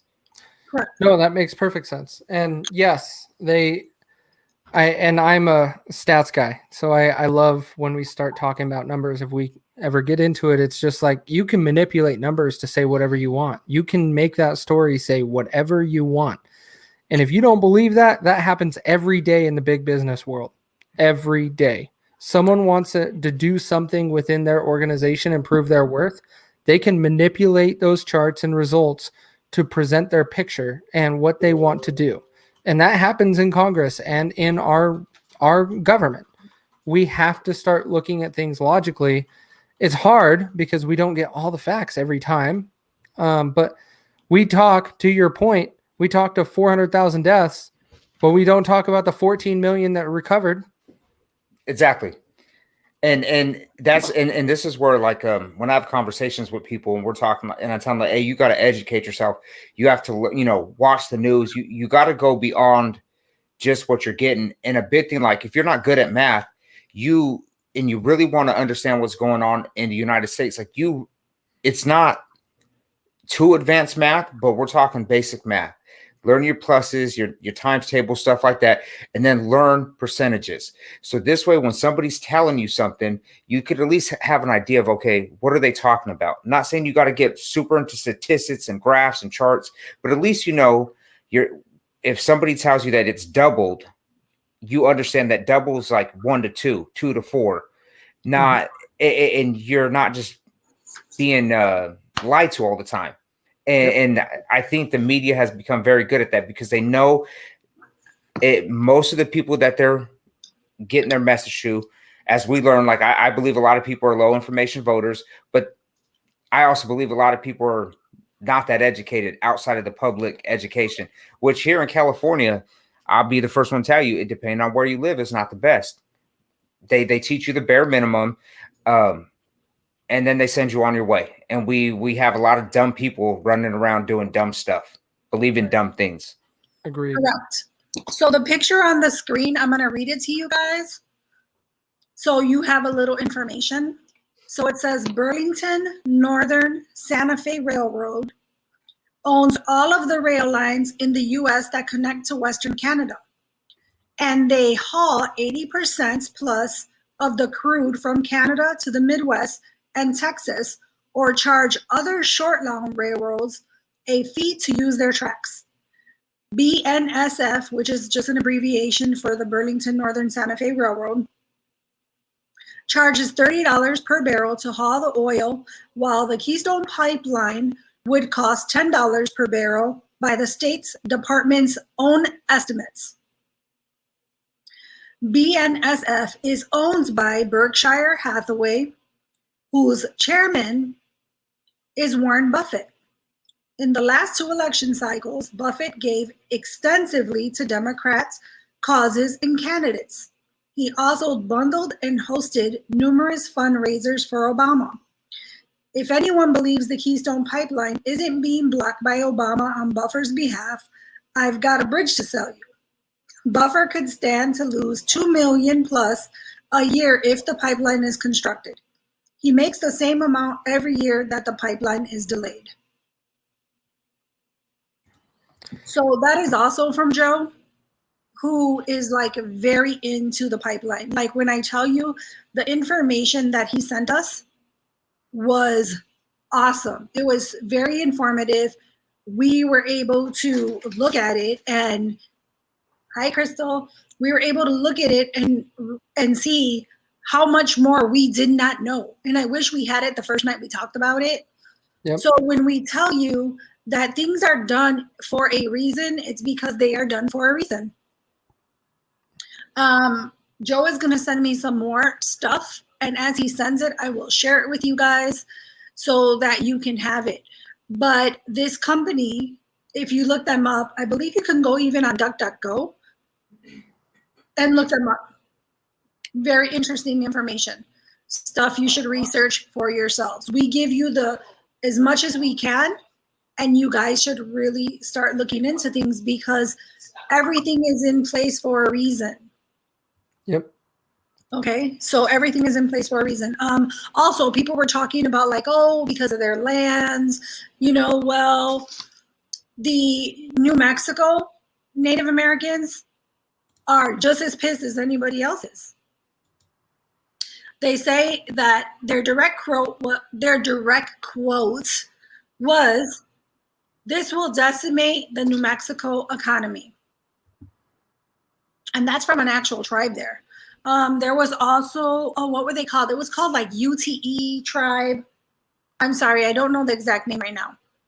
But they were, so it's not all Native Americans. I know people kind of use that as a blanket statement. Like, oh, it's because of their land. First of all, they got paid for their land. Okay, they are getting money. They came to an agreement. The Utah tribe in Northeast Utah. UTE. Yes, that it is. It is UTE. I wasn't sure what it was. But the ones, yes, correct. That's what it was. I knew it was UT something, but I didn't want to say something because, sometimes I have trolls and they will hold me to every little syllable. That's University of Utah's mascot that gets criticized for their mascot all the time. And we deal with that every few years. And we keep modifying and changing that. Yay. In my son's high school, they were the Lane Tech Indians. Jeez. Now they're I don't know what they are now. I still support Washington Redskins, even though I'm not a Redskins fan. But the point that we're making is when we talk about this pipeline, there's so much attention around it that it really shows why we can't make a logical decision. Like We have people claiming we're running it through a what is it? What are they called? Like environmental protection area. Okay, fine. Can we go around it? Can we do this? Like, does a pipe being buried in the dirt really cause a problem for a long time? Because if it's buried, everything will be growing over it.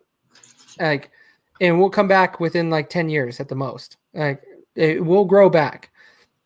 Now, yeah, shush, Renee, about the Chiefs, even though I'm rooting for your team this in the Super Bowl. But the overall, the pipelines, let's look at logistically, like the impact to the environment. Very minimal. Everybody wants to point out the negative that we've had this leak, this oil spill, that happened.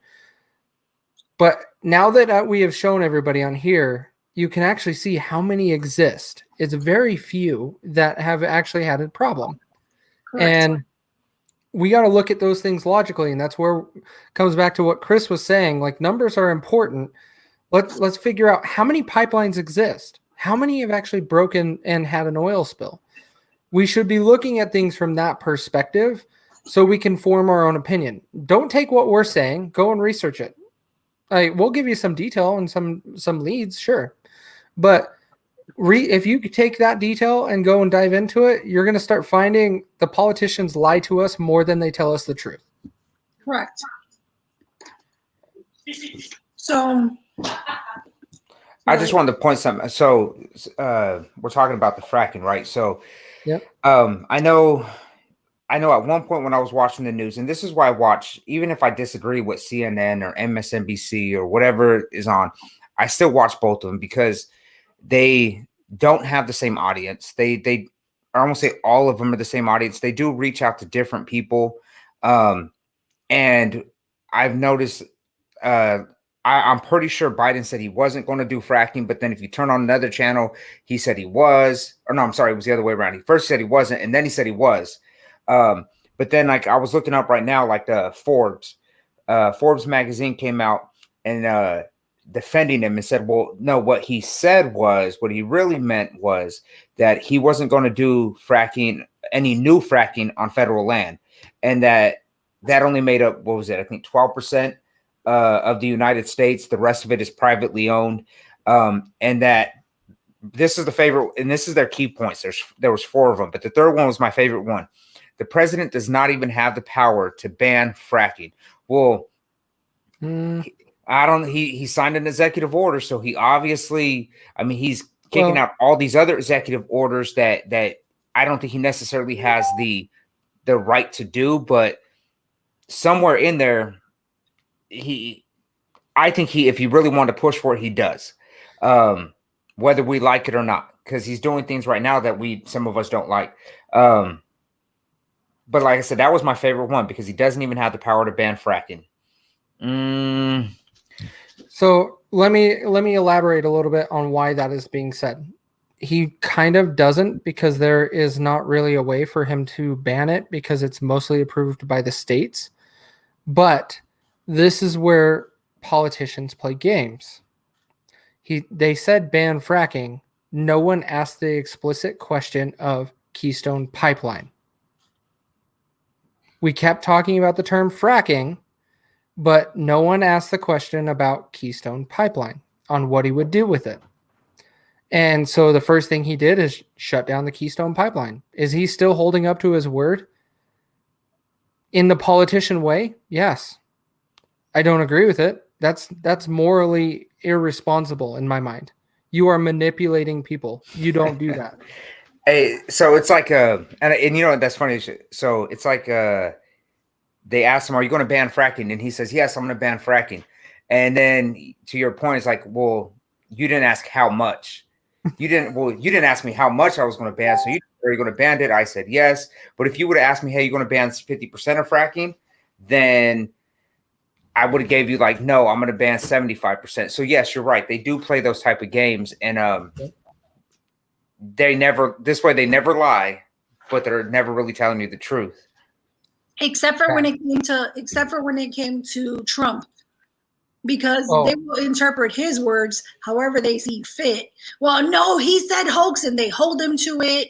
There's no room for interpretation there whatsoever. He said it. It is what it is. It's the land of the law. It's the law of the land. But But that's the hypocrisy and the double standards right now. He never said all Mexicans. I never took it as such. well, I had to But read we know we're not going to get that. We know we're onto I a had new to watch it presidency, because and I and him because I thought he said Mexicans were rapists and drug dealers because that's what I was told. And I'm Mexican. So I was like, how dare you? So MS-13 is what I he did said. I did not vote for Trump in 2016.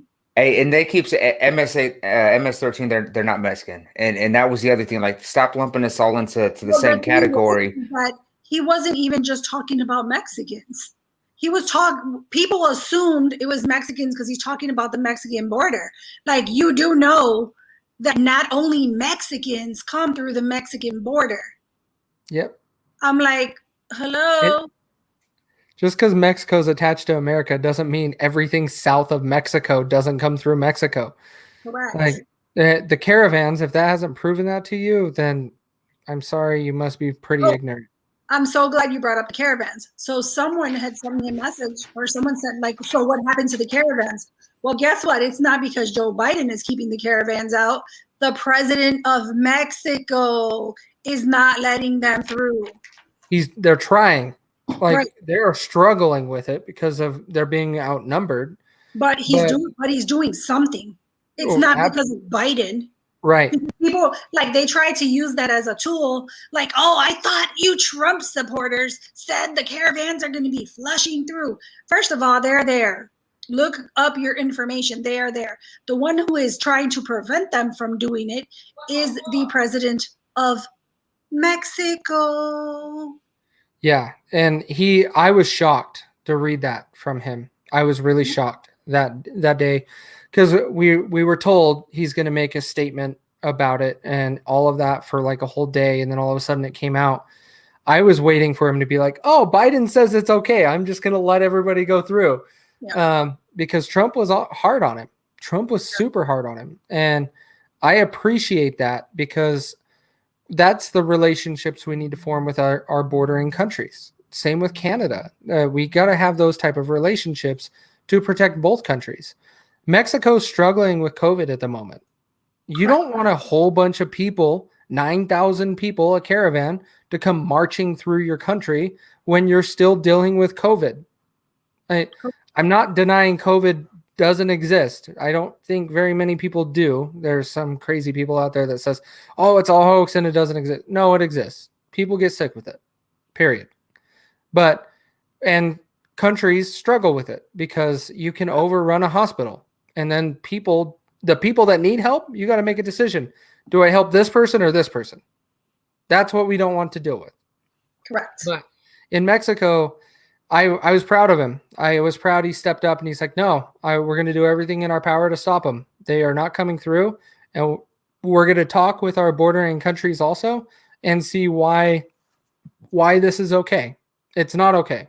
And that could be paraphrased because, of course, I do not speak any other language other than English. And that's if you want to call it English.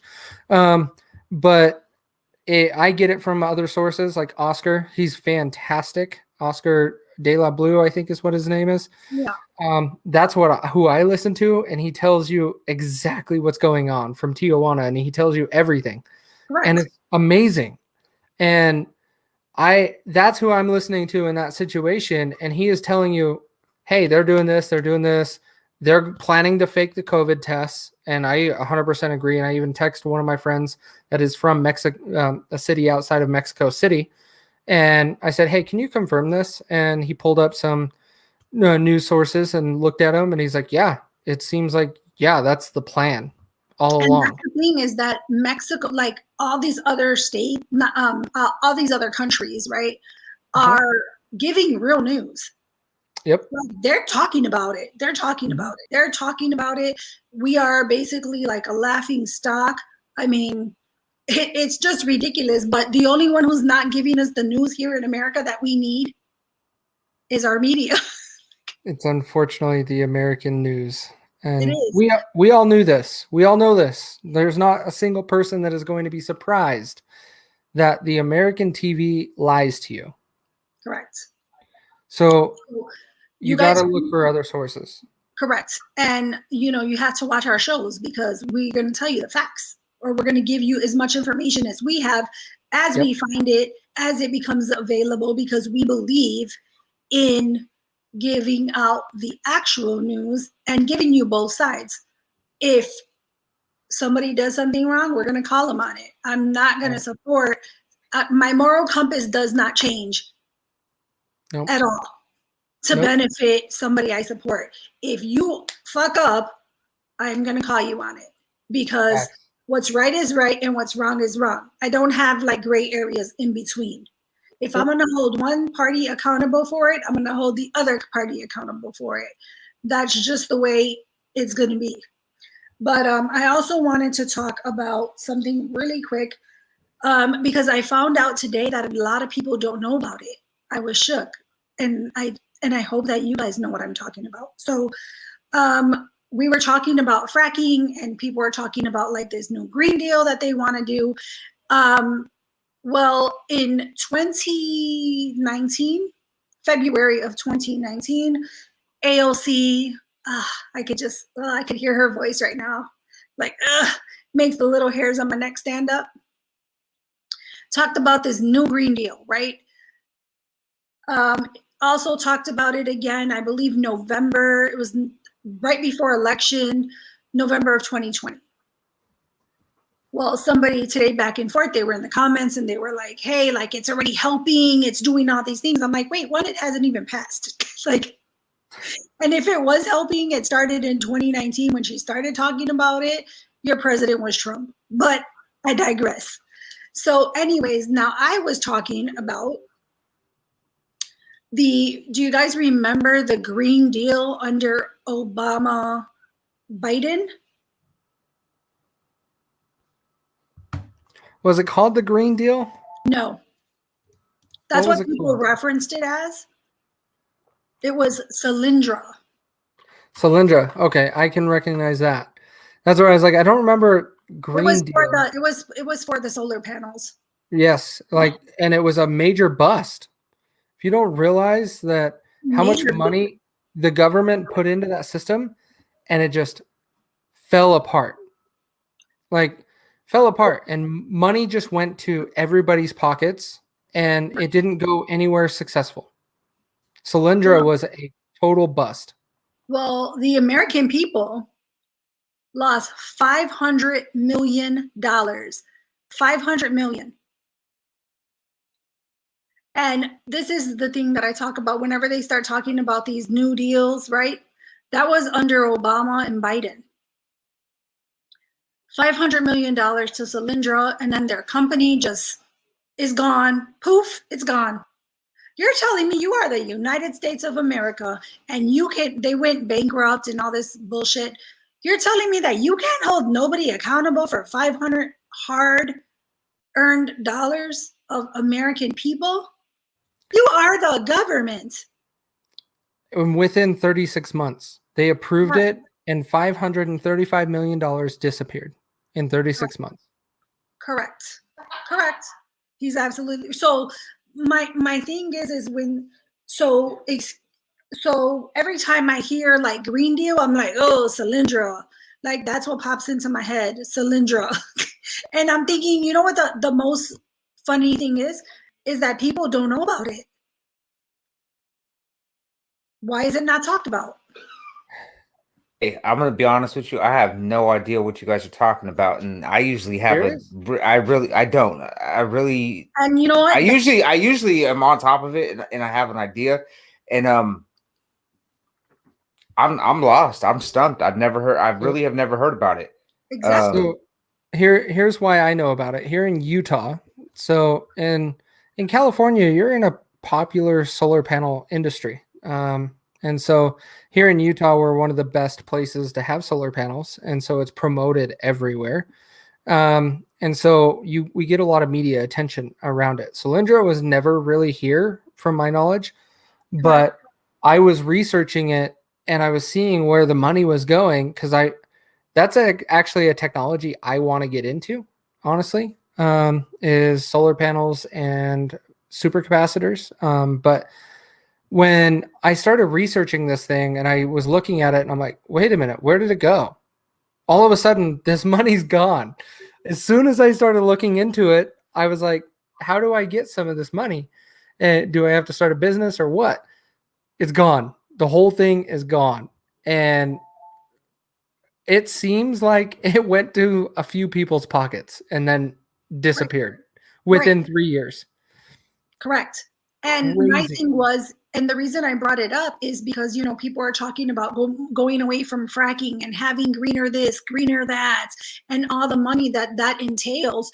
And I'm thinking, wait, did we not forget the last time we tried to go into these solar panels and nobody talks about that? I'm going to tell you why it's not talked about. Because God forbid Barack Obama, the first Black president, the most amazing speaker because he can articulate and he can enunciate his words and he wears a nice tie and he looks well groomed. It happened under his watch. So guess what? Yeah. He can't get that he can't get that L. That's what it is. And this is why I tell people again repeatedly, be careful what you read because the media is biased. You, the American people, that is your hard-earned money. You deserve to know what the hell's happening to it. We the people matter. I don't care if you're right. I don't care if you're left. I don't care if you're in between. We matter. And again, anything that is controversial to them because they are so big and so powerful is not going to get talked about. And this is my main point to you guys.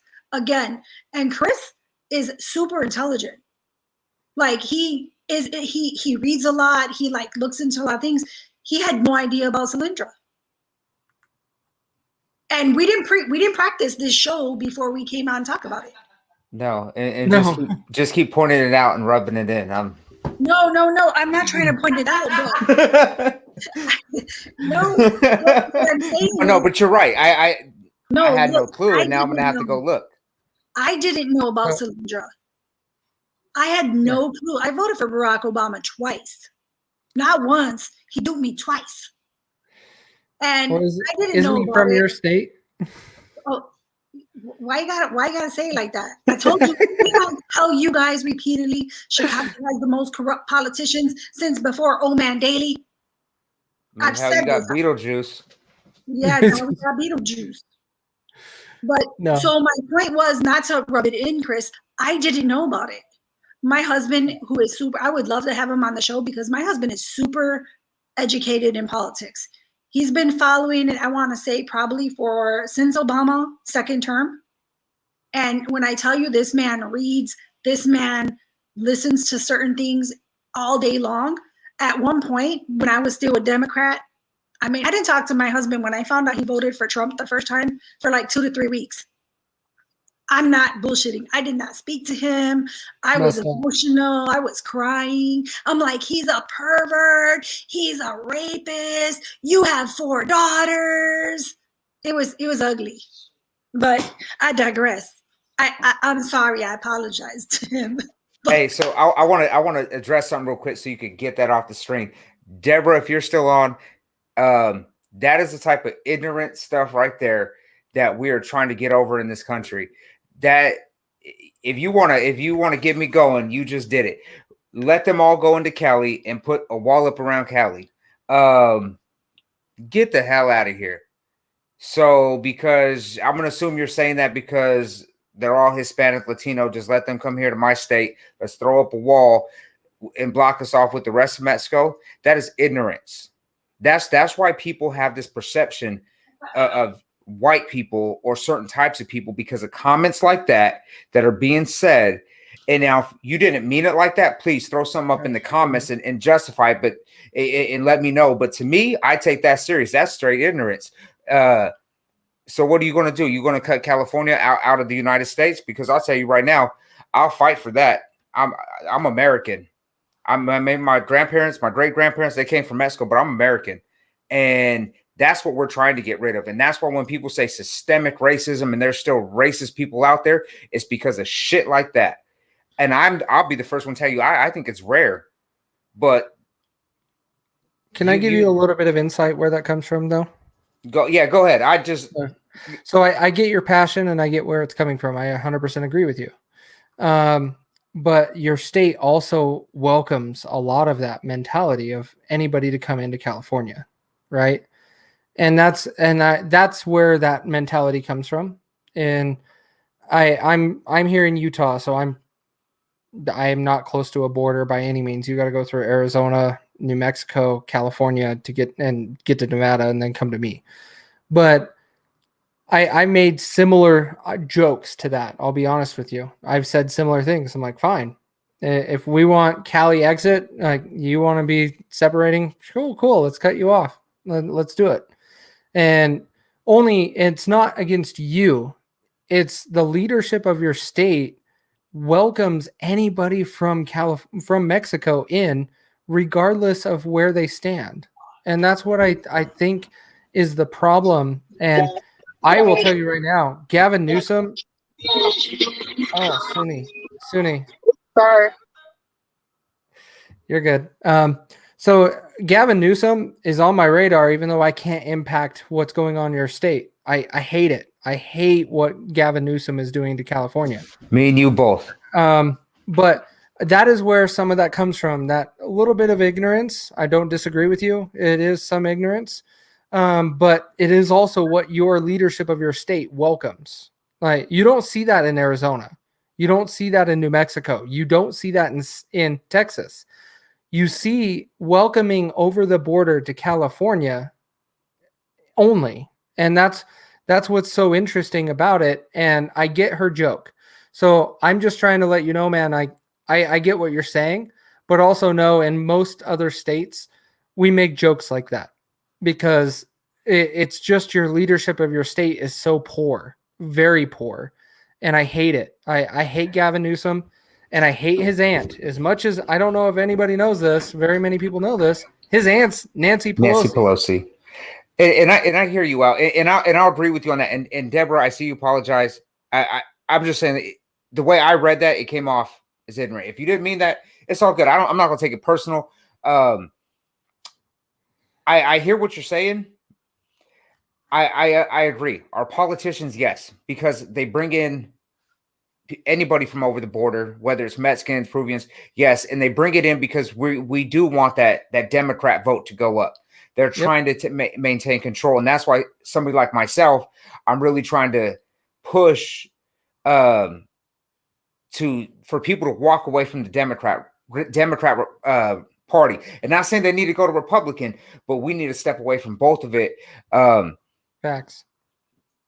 But the people, I'll be the first one to tell you, there's a lot of people around here. We don't like that. We don't like the fact that they're coming in because there's things that we fought for. Like Cesar Chavez fought for farm workers and their rights, and we're just throwing that all away. We are. Deborah, I'll say it like this. You apologize. It's okay. It just came off. Like when I read that, I was like, yo, what are we like? Why would you say that? And I get it. And I understand there are some ignorances because I'm here. That's why I don't speak to anybody else's state. Because I don't know what goes on in your guys' state. I could only speak to what I see here. But now I understand why the perception would be that because we do allow it more than other places. So I get that. I think a lot of places, like sanctuary cities, right? They're mostly Democrat cities. Sanctuary cities, a lot of them are Democrat cities. So like we have that here in Chicago. Why do you think they want it? Right. Why do you think they're fighting for it? Because you need to keep that Democrat vote. You need to keep a hold on them somehow. So you got to give them crumbs so that you can keep them right here. You know, if I feed you, you know that I'm going to feed you. So you're going to always come back. And I feel the same way Chris does. Like during the last year with the riots and all the stuff and all the shit that was torn the fuck up.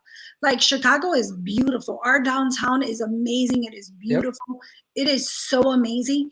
And to see them, let that go and the mayor to throw her hands up like, don't do anything, let them have it.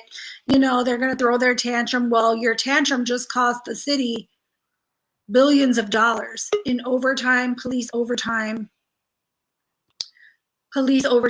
like so much for, remember the defund the police thing? Right. I cannot tell you, my husband worked 17 days straight. He worked 12-hour days, no days off. They were overworked. They're tired. All for them to get bottles of water, frozen bottles of water thrown at them, spit in their face, and then tell them don't do anything about it. Their squad cars, fucking pipe bombs in them, their guns stolen, their windows broken. I mean, my husband got his tire slashed. It was crazy. So when you have those, so when people say, like when they're talking about funding people, I could not tell you how many comments I saw that said, well, fuck Chicago. We're not giving them any government money. That they allowed that. First of all, there's people like me who didn't allow that shit. Because had you let me lose, I would have went in, period. Right. And I guarantee you, if you had you told the police, round them up, they would have rounded them up. Yep. We host NATO. If we can herd them all and keep them in a certain spot during NATO, you're going to tell me that they couldn't have done better for BLM? They didn't want to. You know why? It's an election year. They needed Joe Biden. I mean, And that's fake. So, and that's politics. I understand where you came from, Chris, when you felt like, wait, hold up. Like, Sure. because I was like, wait, I don't want my city to be shit. I mean, I have to live here because I have to work in the city. I can't even live in a suburb. It's part of our rules. So I'm like, wait, I still have to be here. I don't want my city to be complete shit. So I felt what you felt. But Deborah, we love you. We appreciate you explaining what you meant. Yeah, I have no hard feelings. I just seen it and it caught me off guard. No, dude, you don't get me wrong. Like, I'm not coming in on hard on you. I'm just explaining my stance because I make those jokes all the time. Honestly, I hate your state right now. Casey's a racist. Hey, I do.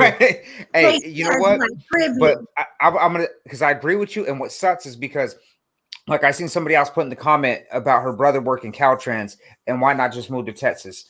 It's not that easy. It's not that easy, but also too, like, California is beautiful.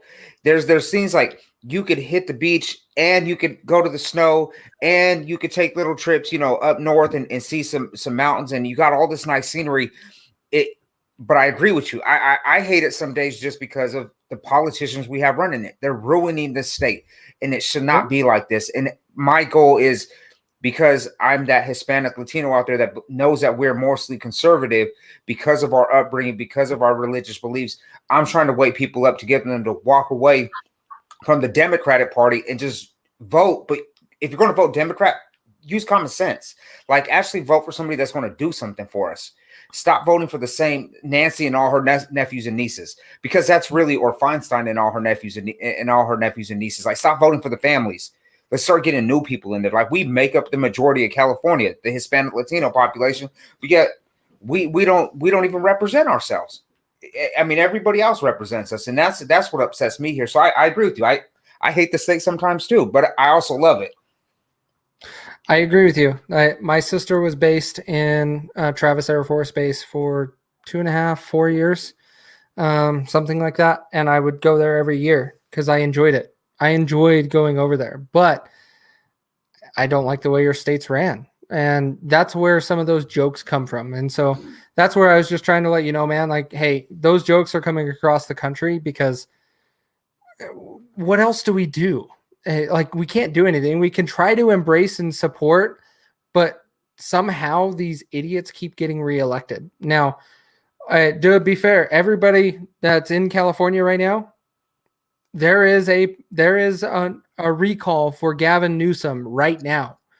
They only need 300,000 more signatures, and then he's gone. Please, I signed it. My wife signed it. Family signed it. Like, we need him out of here. If you don't understand his, yeah, because I have family in California. We have to resign. It's a I- new one we have to re-sign. Yeah, there could be a new one. I had that's what they someone do. share that with me. That's what they do. They think they're slick.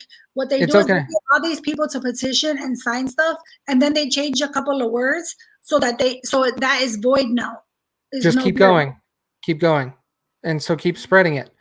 And so I had someone tell me today that, and I haven't had a chance to look into it, but I was told that someone needs to resign. And so there could be a chance there, but I believe it was like recallnewsom2020.com is what the website was. Chelly, if you want it, I shared it, I don't know, probably 6-7 hours ago on my Facebook. I'll check it. Gavin Newsom is one guy I want gone off the planet. I'm not a fan of him. But overall, I also know people that still support him, which is mind-boggling. And they live in California and they live in LA. And I'm like, you're just ignorant. Like, how do you support this individual? Anyways, but that's where that comment is coming from, Chris. I wanted to give you some insight because I can respect where it's coming from because I crack those jokes like on a weekly basis. Only because we keep repeating the same situation in California. We keep repeating the same situation in New York and some of these other bigger cities.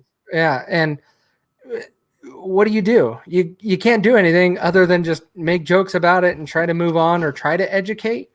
But you are dominated by a population that just won't pay attention. And so time is sometimes you just say peace out and I'm done and let them fend for themselves. Right. And so that's where some people are at. And that's why I think you're reading that stuff like that. Yeah, and like I said, no, and I see the post. I don't take offense to it. I mean, but that just to me, this is what politics does to us, and this is what happens when you have corrupt politicians. Yep.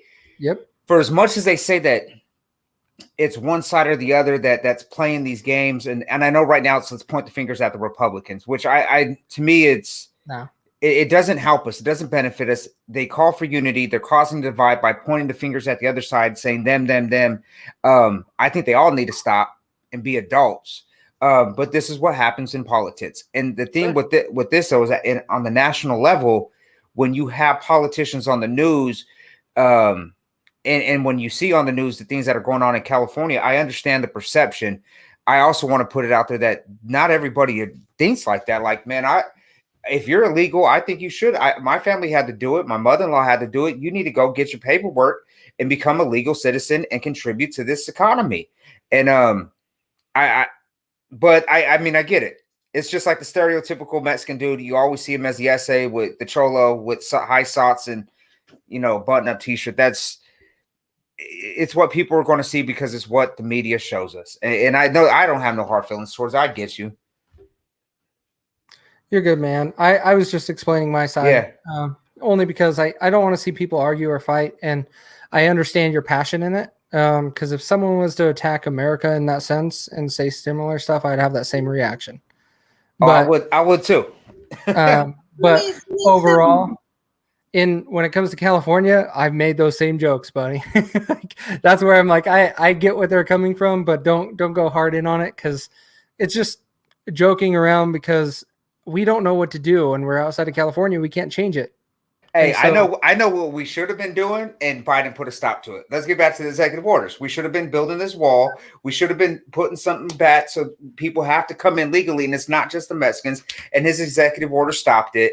And something I'm upset about because I'd like to see my state get back to where it should be and taking care of the people that are here instead of just letting everybody keep flood in and burning up our welfare money and all this other stuff. And they're just burning through money and all these social programs that aren't really helping us.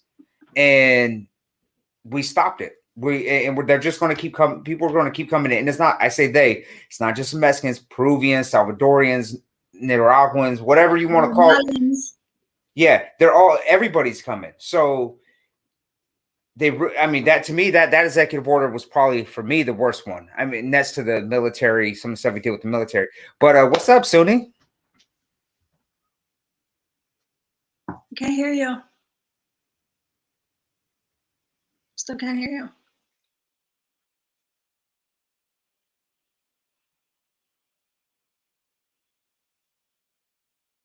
Can you hear me now? Yes. I said I was just chilling, listening in on the conversation. So I want to ask you, how was your day? Tuni did amazing today. I'll give her a lot of credit. Well, I remember you telling me it was going to be today, right? But then I was doing a workout with my husband, and if I work out with him, it's going to be 2 hours. Hands down, it's going to be 2 hours. So we were working out, and then I had to grab something to eat because I was literally on 160 calories. That's all I had because, I'm counting calories. And I had shoveled snow. I worked out for 2 hours.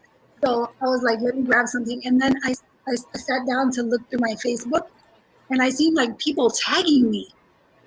And I'm like, what the fuck? What is this? So I go, and then I catch the show, but by this time you're quiet. So I missed it. And then people are like messaging me and telling me about it. And I was like, wait, what? So I got to miss the fireworks. So I want to hear it straight out of the horse's mouth. Man, that's dangerous words. It was all Casey's idea. It was all Casey's idea. No, we did a Truth to Set You Free episode. And we've had liberals on there. I've been on there when there's liberals there, and we can all have a conversation. But this guy was racist. Like straight up racist. He does not like black people.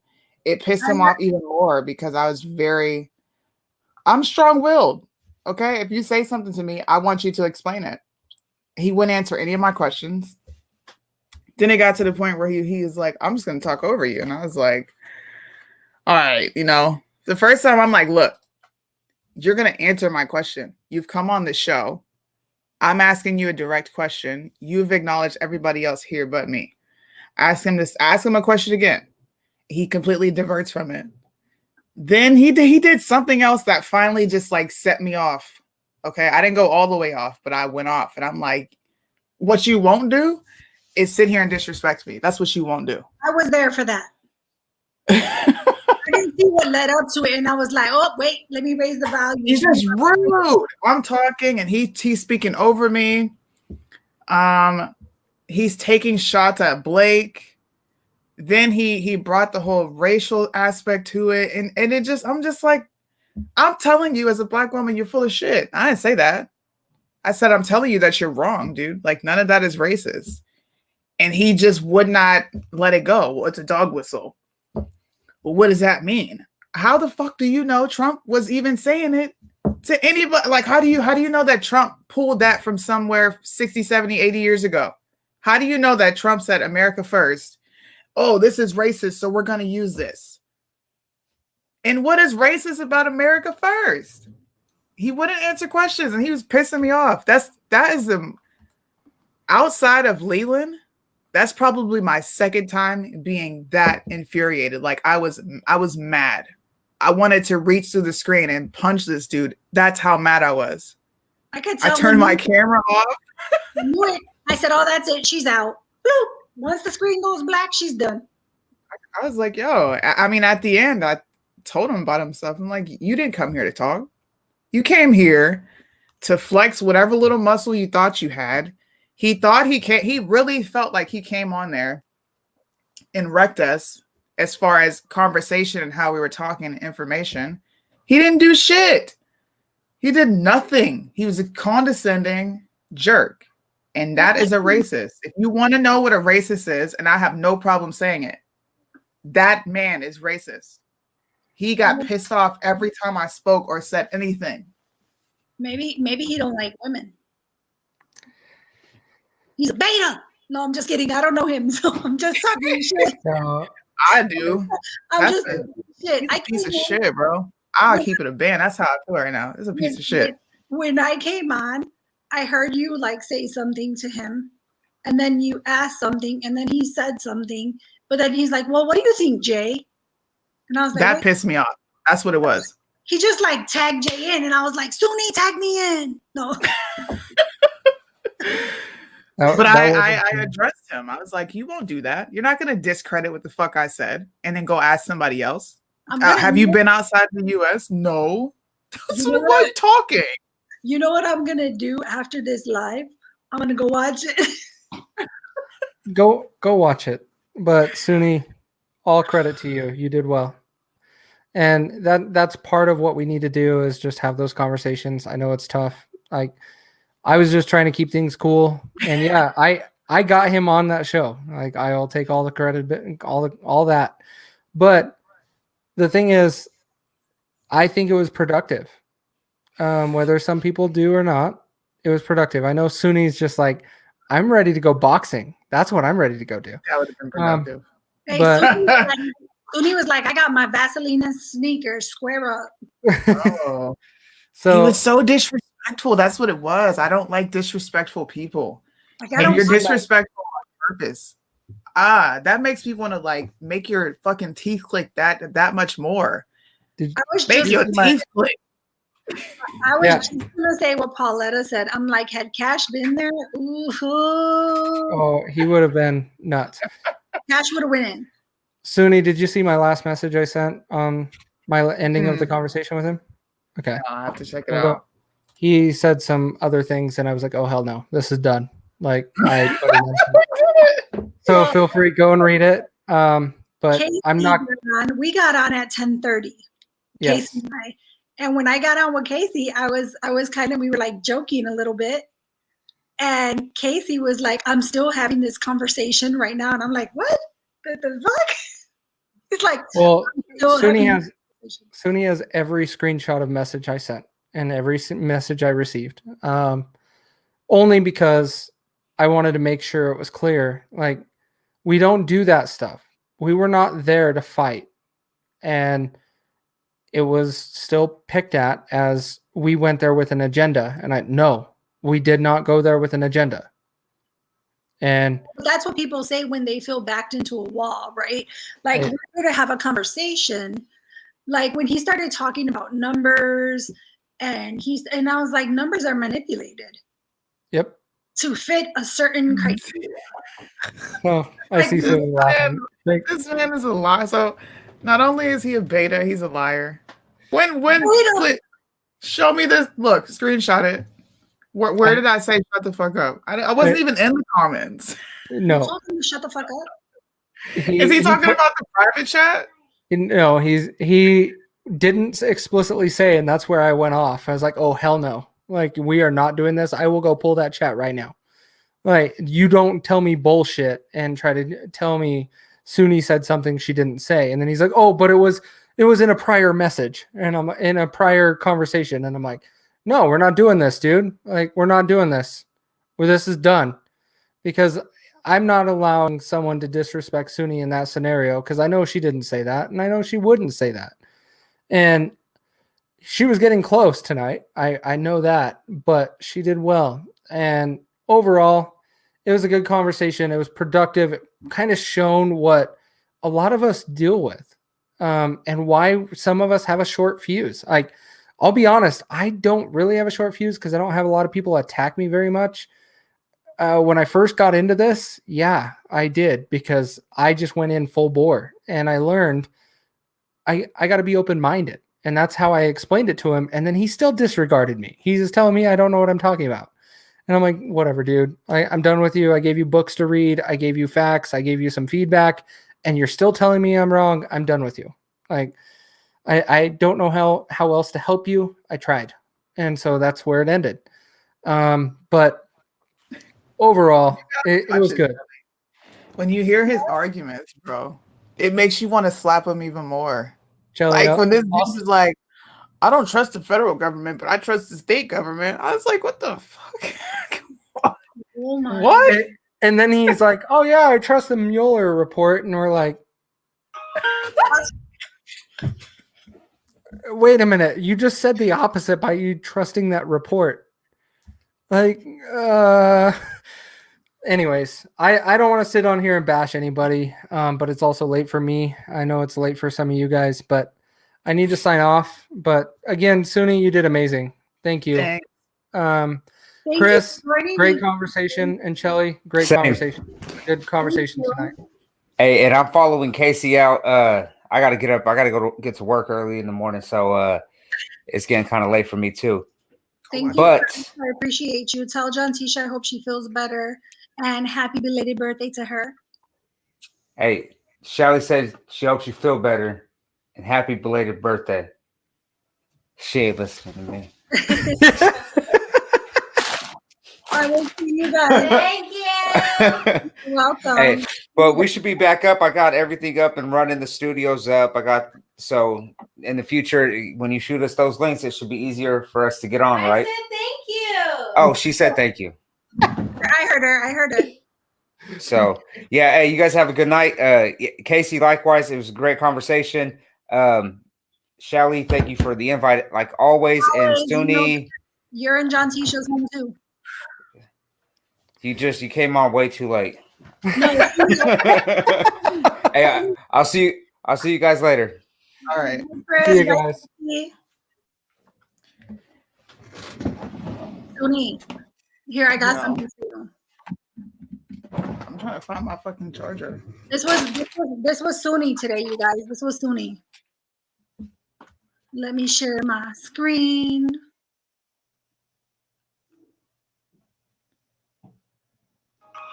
I said, do you wanna fight? Do you wanna get you? Bitch, I get you in the streets. I'm with that beef. Bitch, I'll beat your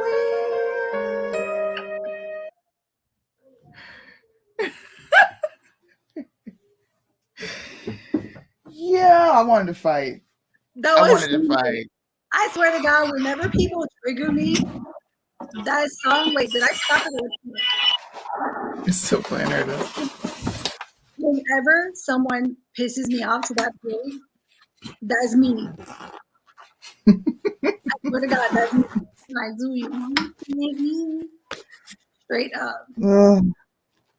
But That was a rough episode.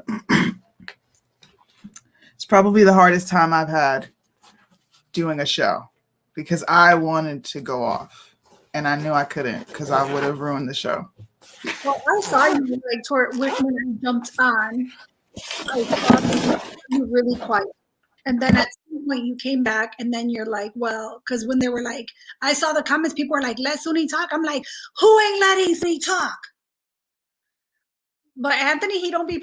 I'm gonna send Anthony a nasty message. I'm be like, "You better highlight my comments when I comment." I'm like, I'm trying to send Suni a message. I was gonna start hitting you up in the messenger, like, "What the fuck am I watching?" How many people watched it? Did you guys watch it? It was like, oh, from here, I'm not sure. A lot of people are saying they saw it. They seen it? Yeah, a lot of people are saying they saw it. They said it was definitely something else. They were So like if you're talking to me, right? he's We're having a like, conversation. So have a conversation. Just start talking. Like it's your turn to talk and you talk. Renee saw it. Mm. A bunch of people were literally, when I jumped on my phone, I had a bunch of messages and it was about what was going on with you. They were like, Ben, how come you're not on? How come this? And then I was like, what is happening? Hold up. Let me look at this. And then I looked at the messages and I was watching you and I was like, and then I kept seeing, let Suni talk, let Suni talk. I'm like, wait, who says she can't talk? I was like, Anthony, unmute her. No. No, every time I would talk, he would look down on his phone. You know, I don't like disrespect, you know. Oh, Nikki's on. Nikki's like, I don't think I've ever seen Suni that angry. Not even with Leland. Oh God. Suni, I tried to get Casey to get Tyler's view on here. Tyler had Tyler, he won't. It was 14. Look, it was 1,000. So 1,000 people, 1,400 saw me. My face said it all. That's what I will say. I wear my expressions on my face. If I think you smell weird, you're going to know because it's going to be on my face. If I don't like you, it's going to show on my face. I can't hide it. Period. And that was the most unproductive conversation that I've ever had. I was like, when I'm you said, like, look, you didn't answer any of my questions. You talked over me. One thing I'm not is going to be disrespected. So if y'all want to have these conversations in the future, I'm out. And I was like, high five. I'm like, yeah, I'm glad I wasn't there because I'm like, I'd have been cheering. I'd be like, who the fuck you talking to, son? No, I'm just kidding. I wouldn't have disrespected. I would have not disrespected Anthony's show because I know that. And this is the thing. I'm all for unity. I'm all for like us having civil conversations. But Mhm. but um, but when somebody's like disrespecting you, like what the fuck? I understand. So I don't want to give our secret away, so I can't say it in public. But when we're on there, like these are live shows. Okay, we put time and thought into our shows. We invite a guest.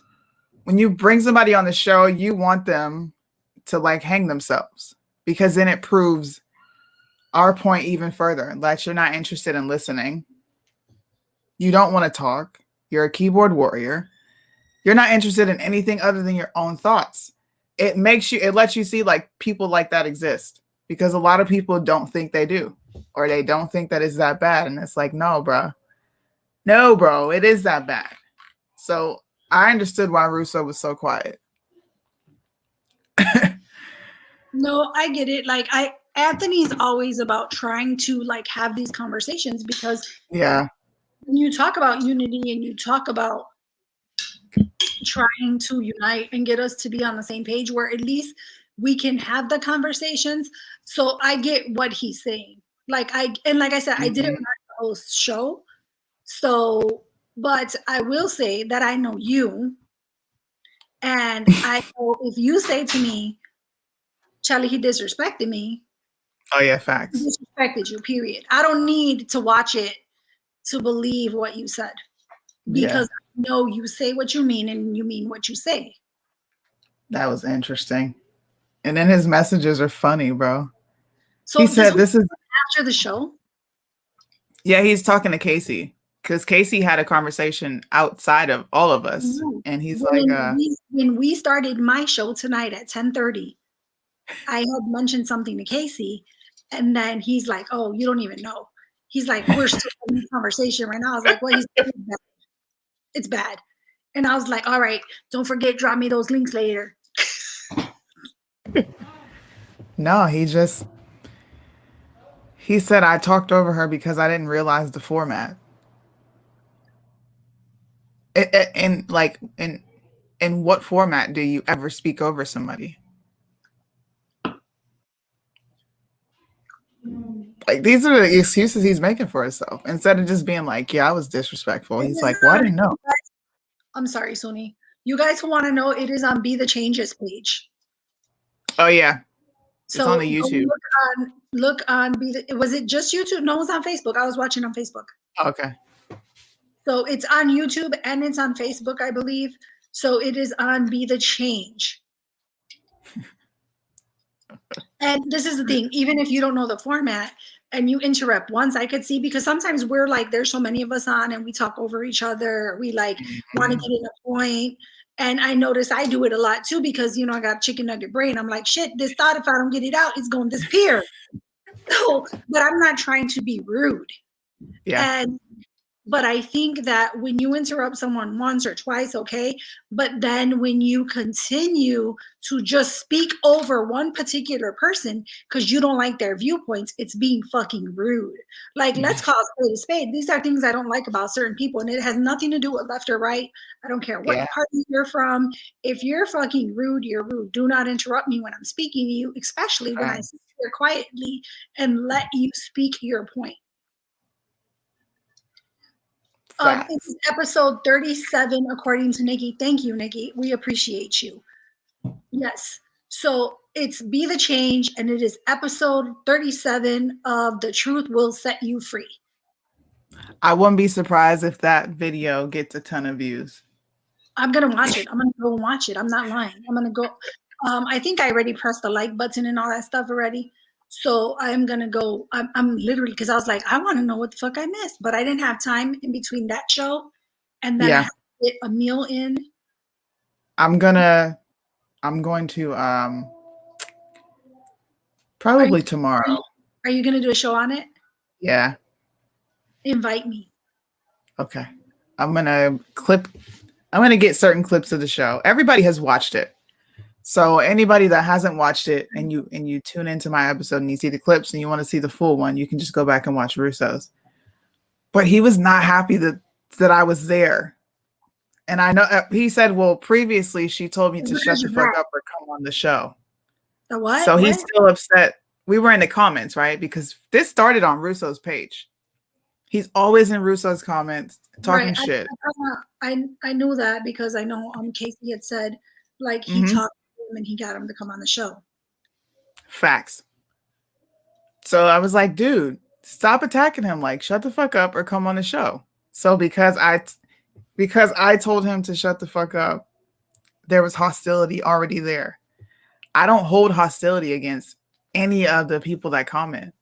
I might laugh and we might take our little digs on here, but trust me, like that shit disappears from my brain. I don't think about not you guys, but I don't think about what they comment. So you're gonna see. He didn't like me, and he wouldn't answer questions. He wouldn't do nothing. His total purpose, and he said it on the show. I thought I was just coming here to express why I don't like Trump. And we were like, wow. Well, You came on a panel. Why doesn't he like Trump? Did he say? Because Trump said America first. Trump throws Is he dog socialist? whistles. It was all racist stuff. No, I'm saying a socialist. Is he? No. He says he falls in the middle. He's in the middle. That's what he said. Well, just by what I heard, he's definitely not in the middle. No, he's not. He's not in the middle. I could tell you that right now. He's not in the middle. That's like me saying between him and Biden, I'm in the middle. No, the fuck I'm not. Yeah. So it'd be fun to do a show on that.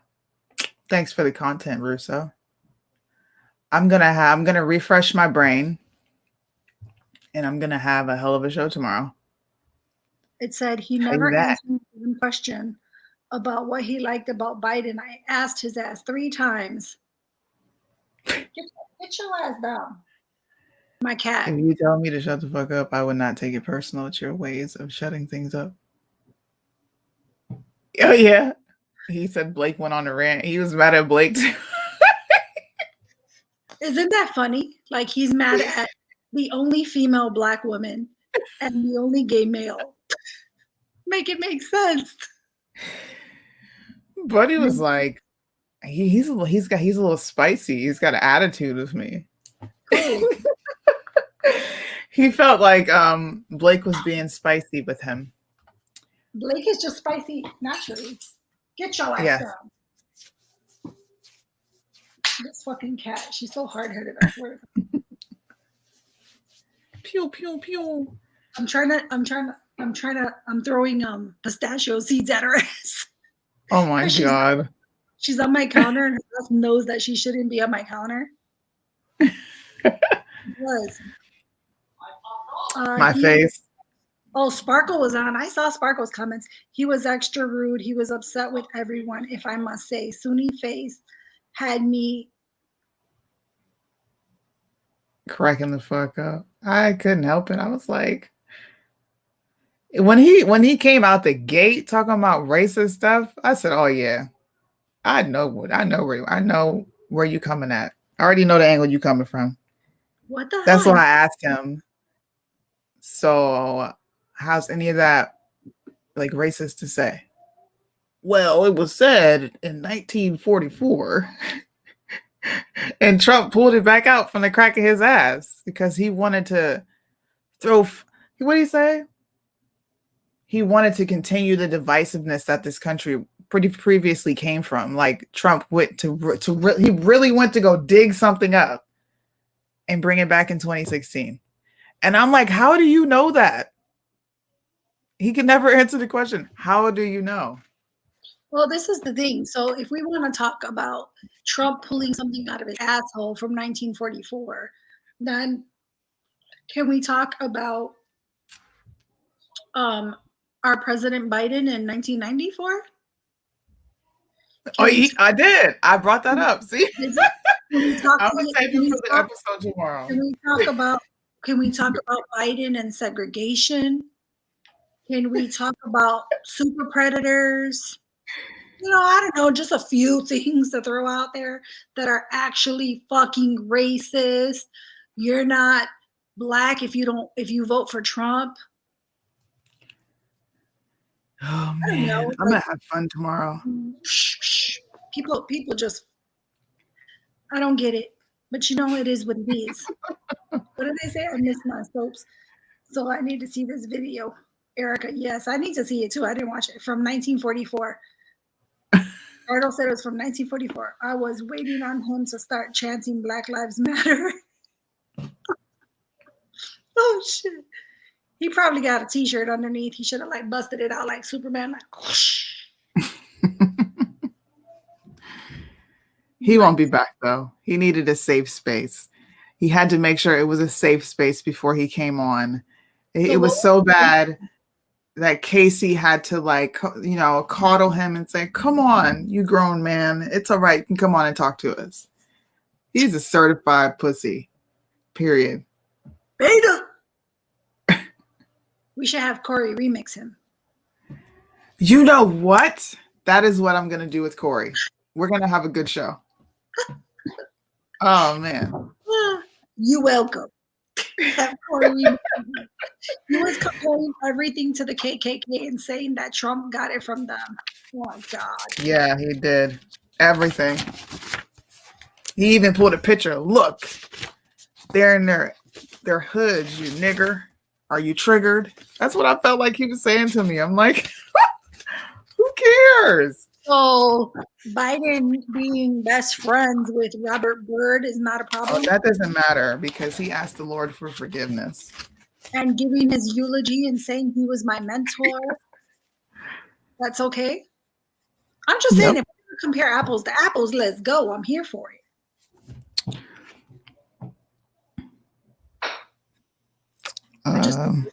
You can't fix stupid.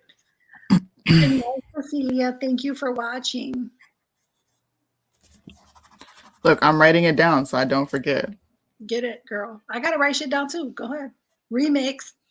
Beta. Oh man, this would be fun, especially Corey.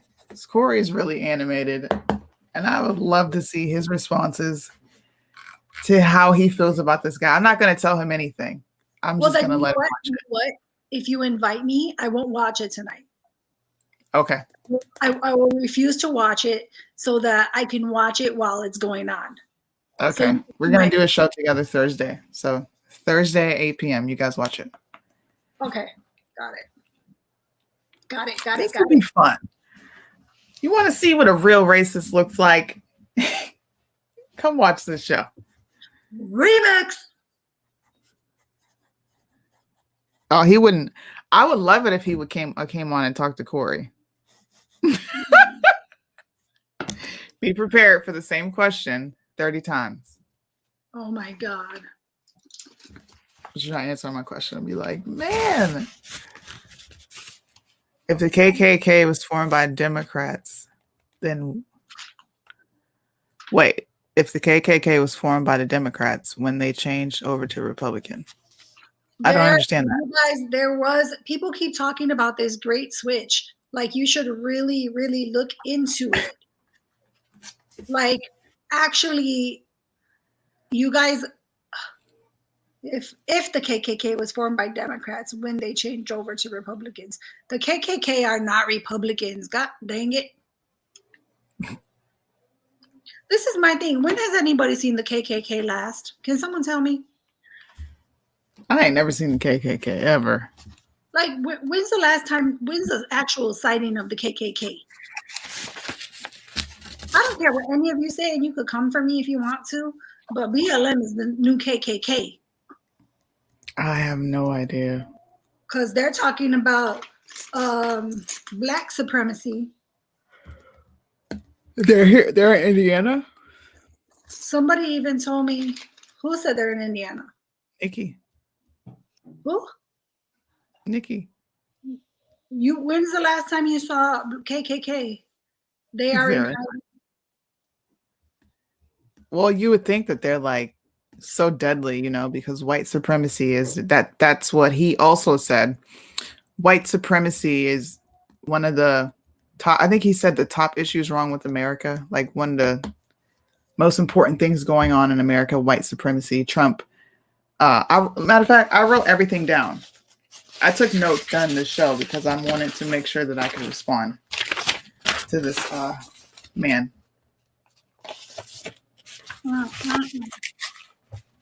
Okay. And this is, I'm not going to go any further. They live south of here. Wow. He said, like I said earlier, America First is racist. Trump's administration made hate crimes shoot up, and that all of Trump's rhetoric is hateful. He said this. Talking to, like, I want examples. You have to wait till Thursday. Yeah. I wrote it all down. I was so mad, bro. I was scribbling everywhere. It's not even organized. You like that? It's all over this paper. Yeah, I live in Chicago, and I don't see no KK running up in this bitch because these motherfuckers are killing their own. What the fuck you think they'll do to KKK? Exactly. Especially if they see KKK now, they shooting. They ain't about to play no games with you. No, they're gonna hand your balls to your partner. We got thugs in Chicago, period. No. Thursday for you guys. It'll be Friday for me. I'm not doing any shows tomorrow. Tomorrow's my son's birthday. Yes, happy birthday to him. I'm not gonna say his name, but happy birthday. He's gonna be 9. He said that was Nikki said, Shelly, that was funny. Thank you. Oh, you guys want to see my shirt that Nicole got me? Nikki, I'm gonna show you. I can't wait to take a picture with it. I gotta wash it first. Everything that I get new, I have to wash first. I'm just like that. People are like, why? It's new. I'm like, shit, you don't know where the fuck it did. I'm so weird like that. Bed sheets, anything that I get brand new, I have to wash it. Yeah. Look at my shirt. Be the change. Oh, it's a sunflower. I'm gonna put some cool ass makeup on. We got snow today. Well, Nikki, you gotta have snow too. Yes, you're in Indiana. Oh, Nikki, you know what? How far is La Porte, Indiana from you? But so yeah, we got a lot of snow today. So my husband, he had to work really early in the morning. So he did the back. Now my backyard is 75 feet long. Like my whole lot is 150. So my backyard is 75 feet. So we have 2 decks, like a bi-level deck. And we have a 24-foot pool that has a deck around it. So you got to walk through all that to get to the garage. So my husband shoveled it before he went to work. So he's like, oh, just leave the front. He left me a message like, just leave the front. We always use the back. He's like, leave the front. I'll do that when I get home. And I was like, oh, well, if I'm up, I'll do it. Because my son was at school. So I was like, oh, I could use the exercise because, you know, I'm trying to be slim thick. I'm medium, but I want to be slim thick. So I was like, I could use the exercise. So I went out there and I shoveled snow for an hour. And then I even did like the neighbors down me and the boy from two doors. Yeah. We did You like got that. We did the whole block. I'm going to go on Craigslist and be like, hey, how much you want to shovel this up? I'm trying to be slim thick, girl, so I can use them gains. I haven't had to shovel snow since I was quite young. But I remember shoveling snow, and it was the worst experience ever. I hated shoveling snow. Really? I hated it. I grew up in Lake Erie. Like, we got that lake effect snow. So do we. I have Lake Michigan. Lake Michigan is 20 minutes from me. It sucks being right on that damn lake. And we were literally, it was snowing yesterday, the entire day. half of today. I don't know if it's snowing right now, to be honest, but it was a lot of damn snow. So we just went out there. I was like, you know what? Let me get it out. You supervise it, Charlie. No, I wasn't a supervisor. I was working. I was putting in work. My little Apple Watch recorded it all. But yeah, so we went out there and I was like shoveling, me and the little boy next door. He was helping me, I was helping him. We did the rest of the whole block. Yeah, y'all got that. High five. I'm not that generous. Ah, I was like, let's just do it. You know, let's be great together. Especially if it's cold. Hell no. Now I'll mow the lawn. I will mow the lawn. I enjoy doing that, but I'm not shoveling.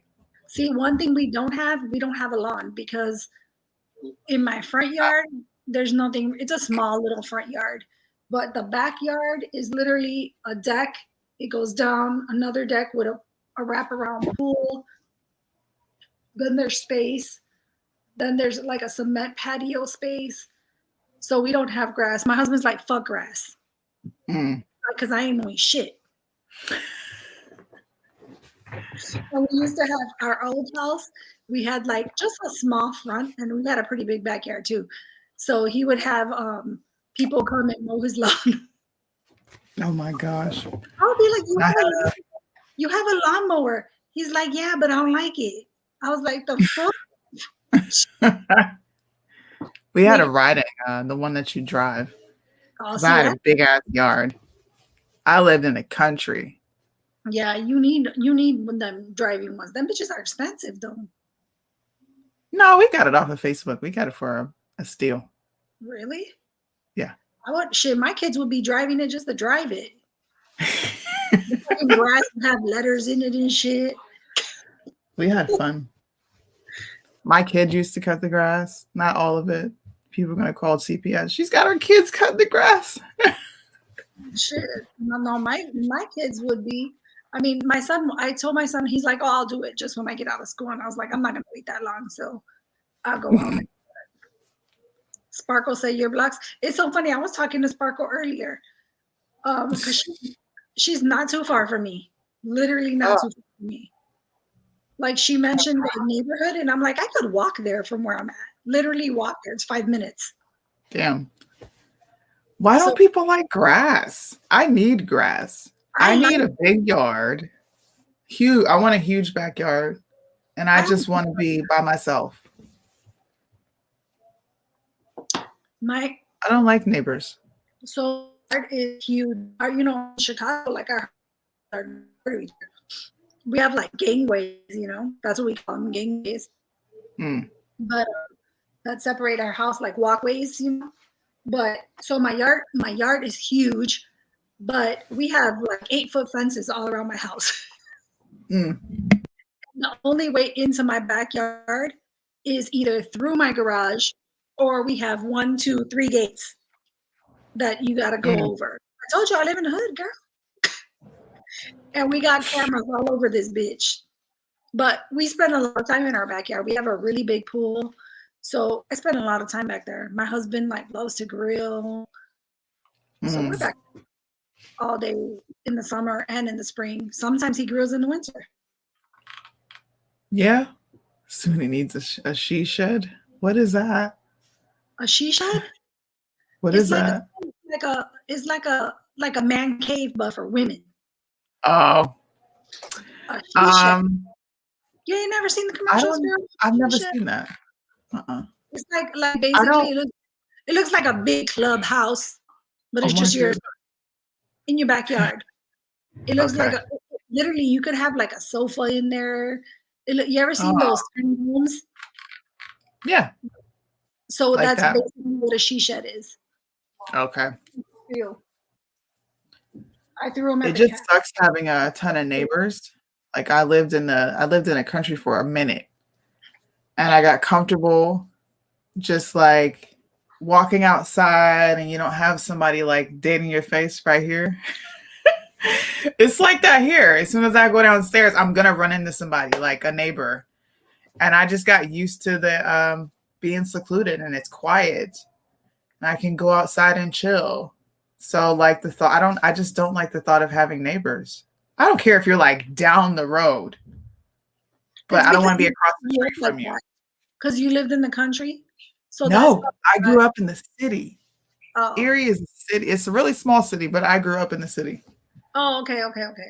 I thought it was because you lived in the country, so maybe that had like something to do with it. But see, like we have our neighbors next door.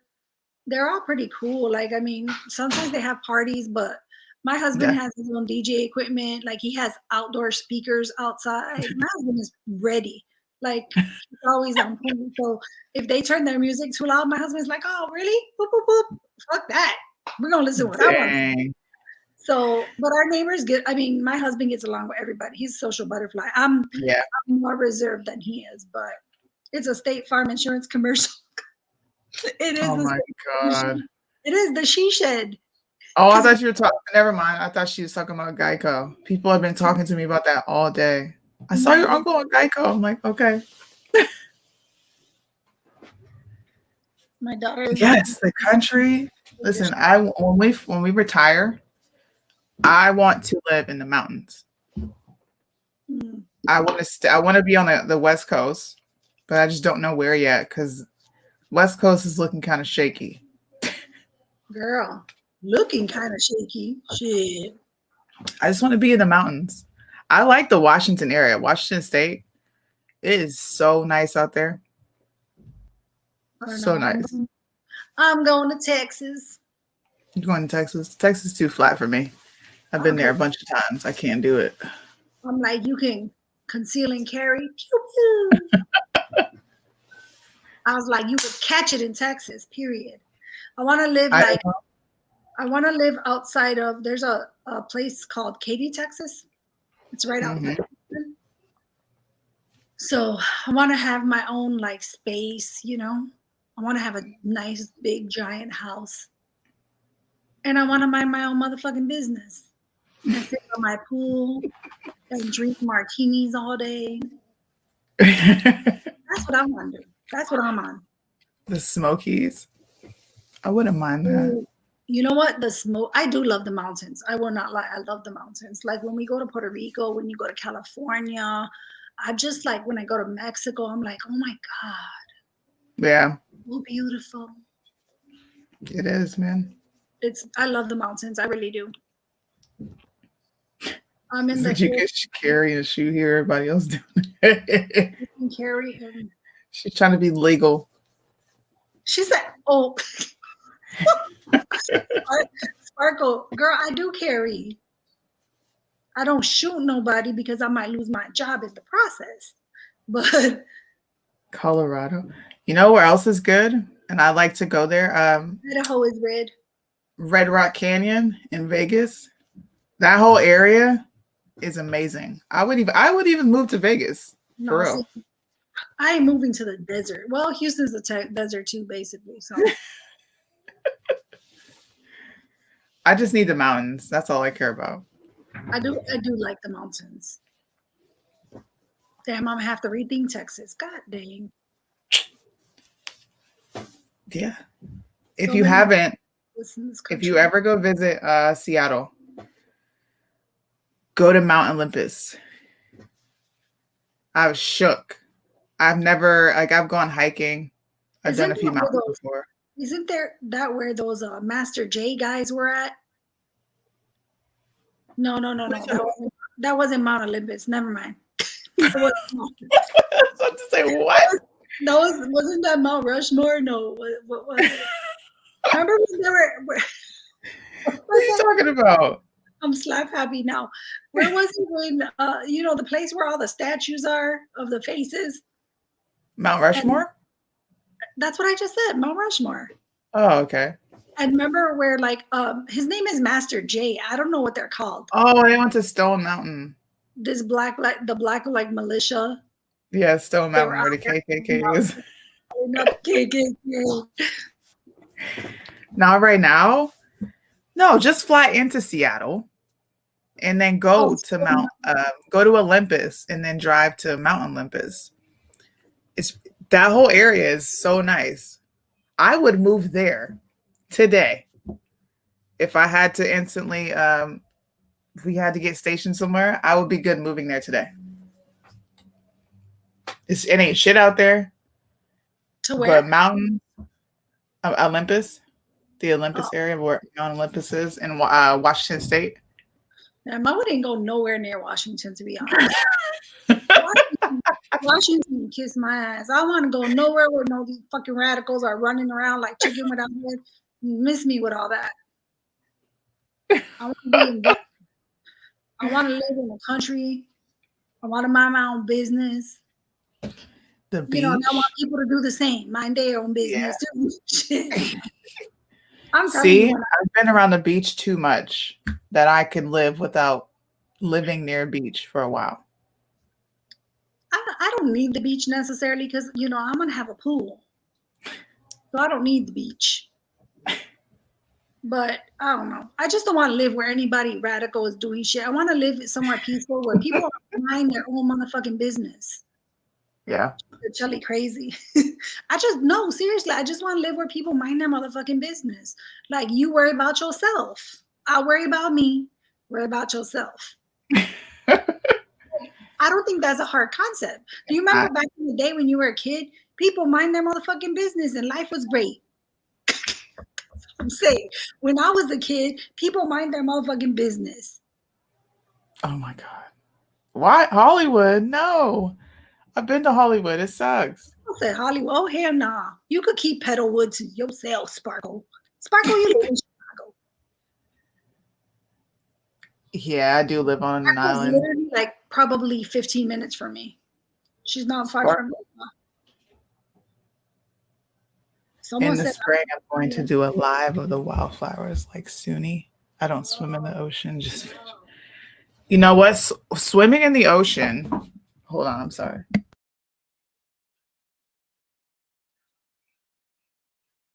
she said cracking the fuck up. Sorry.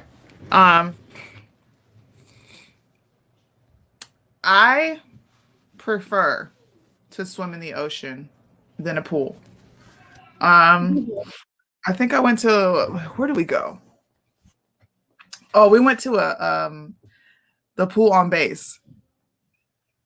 And I don't know, I haven't been in a pool in a while. So I got in, I put my goggles on, and I went underwater, and all I saw was just gunk. Like floating hair. I don't, God knows what else. Particles in there from people's feet. Now, some people will be like, the ocean is that much dirtier. Yeah, but the ocean is self-cleaning, number one, and it's vast.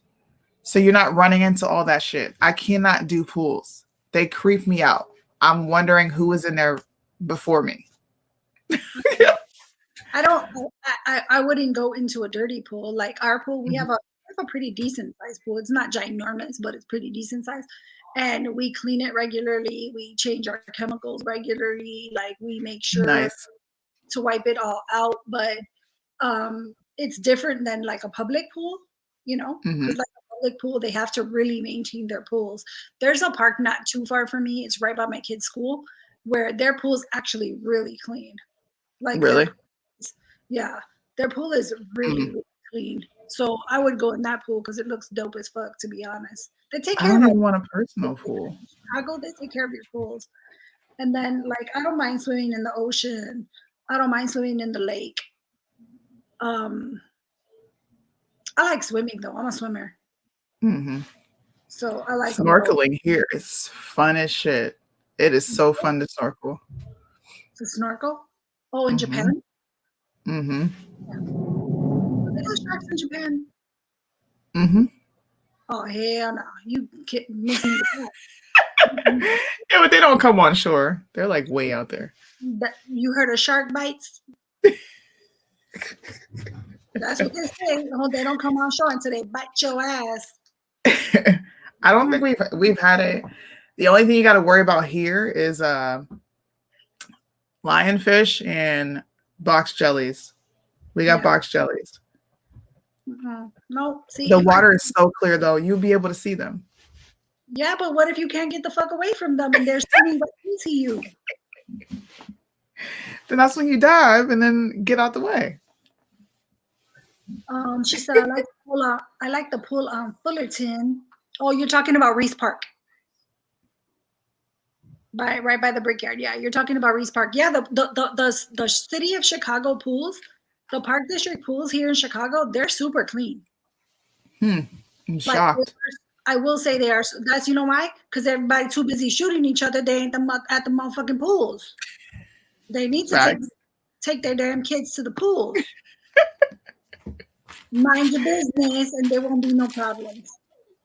Oh, I have snorkeled in the Caribbean, in Mexico, and Puerto Rico. Well, Mexico is not the Caribbean necessarily, but I've snorkeled in both places. But yeah, our pools, I will say, our pools in Chicago are like city pools. They are very clean. Even like the high school pools, they're pretty clean. I was like, yeah, this You ain't for won't me. you won't find stuff floating or none of that shit. Like, their pools are crystal clear. Mm. I will say that about Chicago. Their pools are on point. Their maintenance Hey, people. look, if you get me in their pool and you like, Sunny, get out. We're like, I'll watch.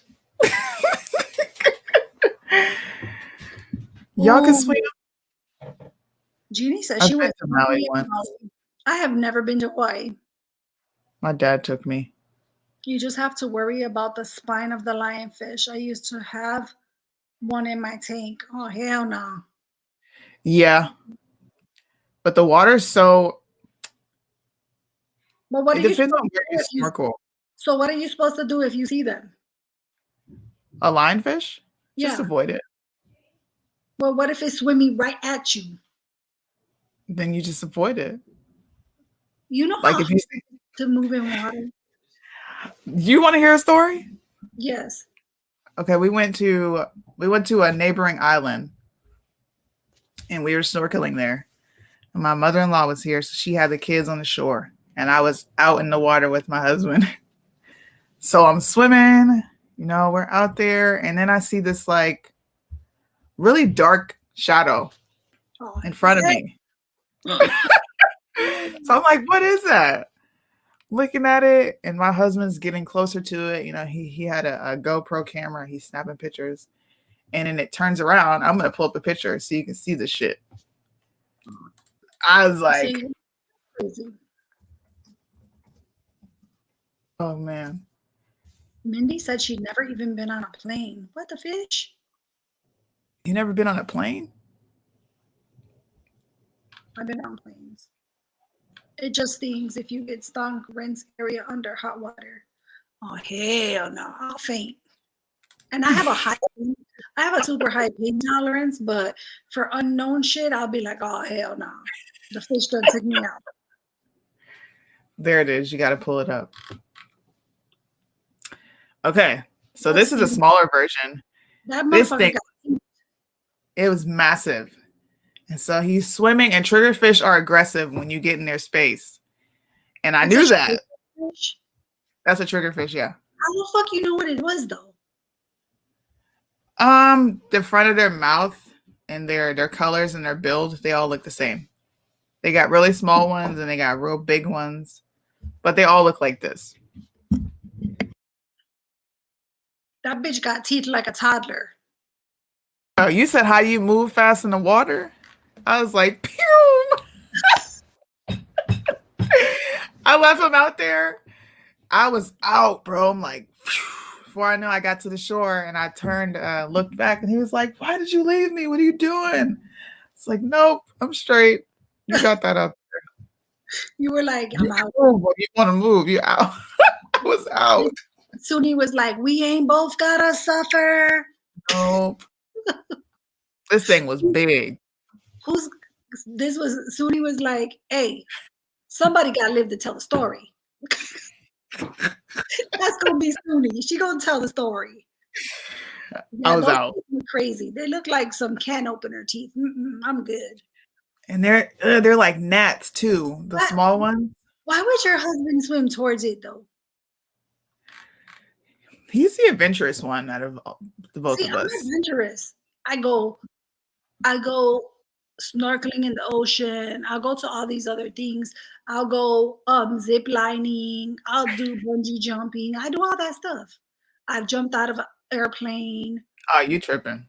Yeah. What is wrong with you? I'm adventurous. I want to live life. You only get You're one. that's an adrenaline junkie. Oh my Period. God. You jumped out of a plane. You're making my stomach hurt. Period. Twice. Nah, you got that. So this is my thing, like, right? So I'm willing to do all that. I'll go in the ocean. But you know, once you get to a certain point and it gets really, and I'm a great swimmer. Like I'm an amazing swimmer. Once you get to a certain point and it's too deep and you can't really see, I'm good. Because you know, I want to know, and I swim really fast. Like I used to do triathlon. So you gotta swim in the lake, in the ocean, right? So Oh I my know my swim game is good. But I'm like, bitch, I ain't trying to beat no shark. They do that all day, every day. See, like your husband walking up to it, like, oh, let me see what that is. You ever heard about Curiosity Killed the Cat? That's him, yo. Kyle, you in the He will pick stuff up and look at it.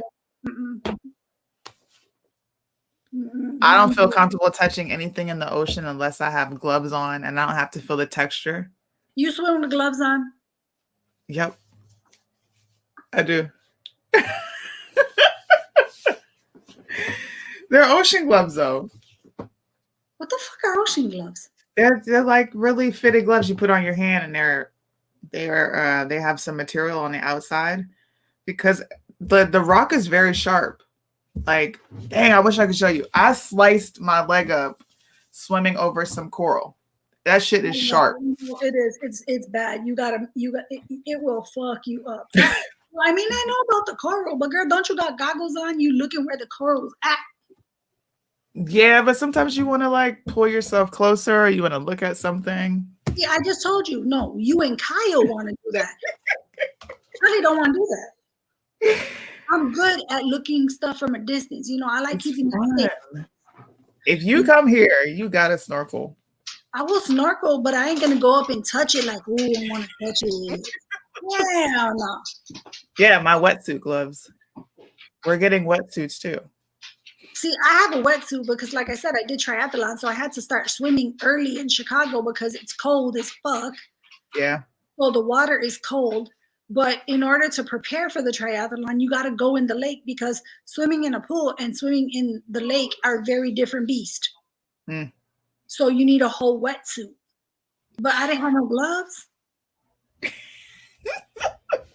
Girl, and when I tell you, I've been swimming since I was in high school. You know your girl's old. Oh my goodness. But I'm like, girl, I ain't never heard of no wet gloves. Yes, they're amazing. My daughter's sleeping right now, but I'm gonna text her in the morning. She ever heard some wet gloves? She's been a lifeguard her whole life. They're in my car. You make me want to go get them. They're in my car. I don't feel like She never said, Mom, buy me some wet gloves. you only use it for like scuba diving and snorkeling. Well, I've only done it twice, but they didn't offer me none. I can't do the dolphins. I went to SeaWorld and I fed one. I was like, hell no, they big as hell. I ain't getting in the water with that. I got pictures. I even got pictures with me and a walrus. Oh, you tripping. Hey, leave me alone. Hey, get that shit out of your mouth. I'll go whale watching. I've been whale watching a bunch. I've never done that. We tried in Puerto Rico because it's like, I think like March is their season, but we didn't see nothing. Hey, what are you eating? We have whale sharks here. Those things are massive. And they have one in the middle of the ocean. I kind of feel bad for it because it stays in that one spot for people to come swim with it. They're massive.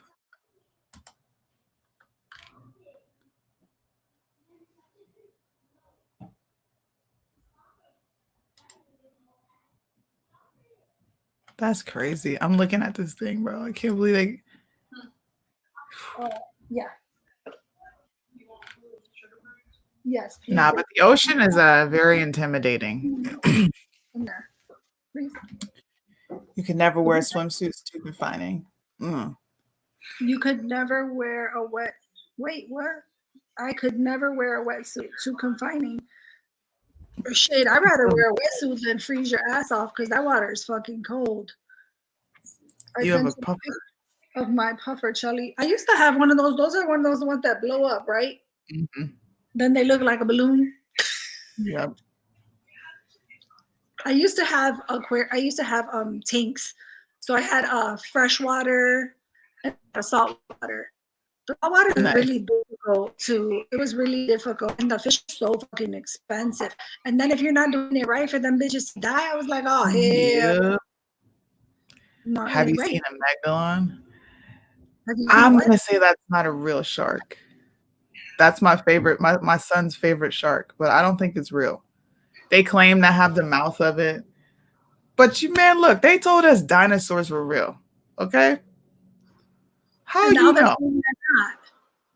How do you know? And then they got what they sound like, what they look like, how they morphed. So when scientists get on TV, and I still love Shark Week, but I take what they say as like a grain of salt.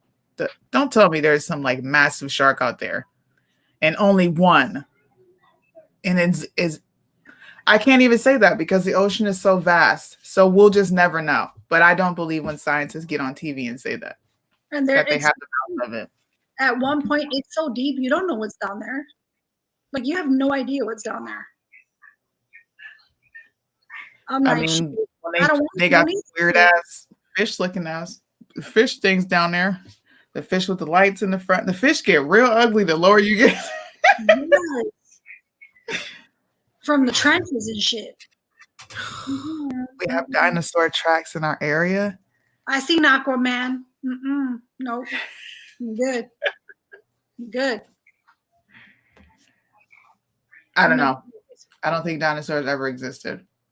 I don't know. Well, remember there was like, oh, they existed and then they got all these exhibits. Where they came from then?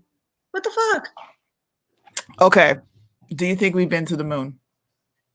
No, I think it was a bullshit lie. Okay. If they can fake going to the moon, they can come up with some sculpt. I mean, look at the movies we got. They can come up with a concept of dinosaurs. I guess. I was just like, damn, y'all had me food. Just like the whole caveman thing. Like now they're saying that dinosaurs never existed. I was like, so what y'all just got creative with these little bones? Where'd you find these bones from? That's what I want to know. Where these bones came from? I'm like, and how you had so many different bones? Like, you know, the one with the little bitty arms. Exactly. I'm like, y'all played me. I think it's more of like, I think people like, you know how I think things are put into place for us. So I think the whole concept of man on the moon and this, because they want you to believe certain things, it's programming. Hello. Guess how about what? the bones that are in the museum? Why do you think they talk about ice ages and all this stuff? And I'm telling you, it's a conspiracy. Green Deal. It's all fake. Okay, this is what I asked myself. They lied to you about dinosaurs. That's all I'm saying. I mean, if I can't, I'm a pretty rational person. There's a lot I can make sense of. Like for me, I think Einstein was right when he said time is relative. You could tell because when you're having fun, you don't even notice time. It's relative. Man has put time limits on what we have now. That's what I believe 100%. So if time is relative, the only indication that we have ourselves for any proof of dinosaurs is what a scientist said, God knows how many years ago. And then we can go look at them in a museum. But how did you know to put the bones together like that? You just found bits and pieces of it. So how do you know that the way you put it together is how it was really put together? Yeah, woolly mammoth. And you'll find those everywhere. Not everywhere, but you'll find them kind of pieced together, not all broken and spread apart. I did not hear about We that. had proof of mammoth existing. There's photos of them. All the woolly mammoth? Yeah. Oh, yeah. I believe they were real. She But said, dinosaurs, "You mean they aren't true?" Yeah. come on. How do we know what sound they make? How do you know their diet? Leaves and trees, girl. Come on. I just never asked seen- all these questions. Ain't you never seen Jurassic Park? That's my favorite series, Is it really? and I still think they're fake. I love Jurassic Park. Jurassic Park, this guy right here, and all the Godfathers. Oh yes. Oh my God. If I come to Japan, we can have a Godfather marathon. Yes. I'm down for See? it. Love They told us. Somebody told us dinosaurs were real. So we were like, oh, okay. Oh, damn, it's in a museum. Oh. Diet by their teeth. I don't know. I don't know if I would think about diet by their teeth because look at humans, right? We all Thank you. don't eat the same thing. And I had seen some people with some teeth. They look like a can opener. I was like, no. Jacked up. She said from their old calcified poop. Oh my God. But yeah, some people take care of their teeth. Some people don't. I get what you're saying. But the extent they know about these creatures very well. It's almost like they've mastered it and they know where they came from, what they morphed from, what it evolved into in 2020. And that shit right there is like, nah, bruh. How is it that we still have alligators and crocodiles and prehistoric animals around to this day? But dinosaurs, there's no trace of them. Because Those- you're killing the ozone. I'm just saying, we have prehistoric animals. I told Whales are prehistoric. I told you it's all planned, sis. We are programmed. I'm just saying, bro. Ask these questions. Ask yourself the same questions. If anybody can answer mine, I'm here. If you can answer any of those questions, that would be cool. Humans are prehistoric. I don't know if I believe that. Well, like, what is considered prehistoric? Like, I believe in the Bible. Before what? What would you think like is prehistoric? Like, what would? I think there were animals before there were man. You think there were animals before there was man? If you think about how God created the earth and he said, let there be life. And then he made sure he created man and woman separate. He took his time. So I think there were definitely animals here before our humans were formed.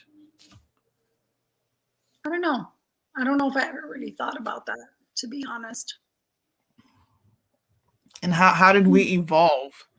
That whole thing, that whole prehistoric thing where humans evolved from cavemen and eventually, I just can't with that. I don't know what it was like. And neither do you, essentially. Like the scientists that can go all the way back eons ago and tell you what it was like. It's almost like, how do you know? Unless there's like some written form or proof or anything, evidence, I don't fall for stuff like that. I think it all breaks down to whether you believe in evolution or not, or you believe in Tortoise. I think if you believe in evolution, then those things are all like people Yeah. like believe they're so possible. But if you follow basically the word of God, then I guess evolution is out of the window, right? Yeah. This is just my opinion. No, I'm that's not- I think that's what it is. So there are so many people who believe in the science, follow the science, follow the science. I ain't gonna lie, Mhm. after COVID, I ain't following science shit. Right. But I think I've always believed more of God's word than anything else. Yeah. And the way that I see it, it's a win-win for me because if it ever is not true, I don't lose out on anything. But if it is true, amen, hallelujah, I'm saved. Period. I mean, what do you lose, right? But I don't Yeah. I don't judge anybody who believes in evolution or you want to believe, whatever you believe. That's the best thing about being free, having free will. Even in the Jurassic Park movie, the way they were able to extract dinosaur DNA from a mosquito getting caught in some amber and it had dinosaur DNA in it. It's like, come on, bro. We all know how blood works. I don't think that thing was that damn preserved to where you can extract dinosaur DNA. Stuff like that is just so far-fetched. Yeah. I could see that. Hey, take your ass something down first. I'm a bad person to watch movies with, me and my husband. Oh my God. Sometimes he bothers me. We'll be watching a movie and he'll be like, now, would that really happen? Why would they do that in this movie? And I'm like, yo, shut up. It's a movie. He's too realistic of a person. It's possible now. You need a bath, sis. Jack, you gotta be kidding me. Stop it. Look at who's harassing the fuck out of me right now. The doggy. She's being a fucking pest. I'm like, you should be in bed right now. We'll have to have another show for that, where we talk about how all this stuff is possible. Correct. Art imitates life. Yeah, in certain aspects, absolutely. I agree. A lot of it does imitate life, but science fiction is science fiction. Yeah. I think I don't know. I think I'm one of those people that I like to, well, I guess maybe not, because I do have faith, right? I have faith in God. So I believe that. And besides the Bible, we have nothing else really, so I guess it's just faith. But as far as I don't know, when it comes to evolution and stuff like that, I guess I never really think too much about it. You know what I mean? Because I guess my faith won't allow me to think of all that stuff. Does that make sense? It puts a mental block for me. Yeah, So, no, it makes sense. I never really thought of it. As a kid, you think, yeah, there's dinosaurs, okay, but you don't really does it matter? I don't know. Look, my mom told me Santa was real. Showed me the Tooth Fairy is real. She told me dinosaurs were real. Come on, bro. You had lied to me about 3 or 4 things. And then you want me to take, oh, yes, dinosaurs are real. No. And he's like, that's it. She lost me when she lied about Santa. I tapped you out, Mom. Tapped you out. What the hell you think it is? What the hell you think is? What, real? I don't know. Real? Wait, I'm lost. So Somebody said Adam and Eve. I don't know if they're talking to each other or us. I don't know. I learned about dinosaurs in school too. Yep, we went to the Field Museum and everything. They got a big old exhibit. And I was like, wow. Did you really go and Google that to put it in the comment section? Who? Wait, what? I'm so lost. He Googled prehistoric, relating to it denoting their period before written records. Human are prehistoric. Why do people argue?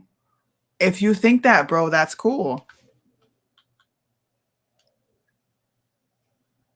But what would be? No way are y'all still alive. I got here late. No way, what's who's still alive? Oh. Nah.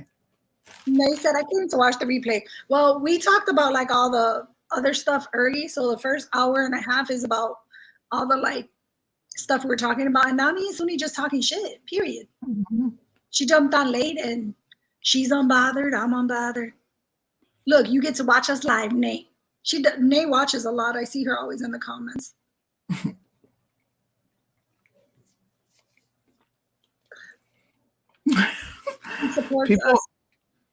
Some people get testy when you challenge thoughts or theories.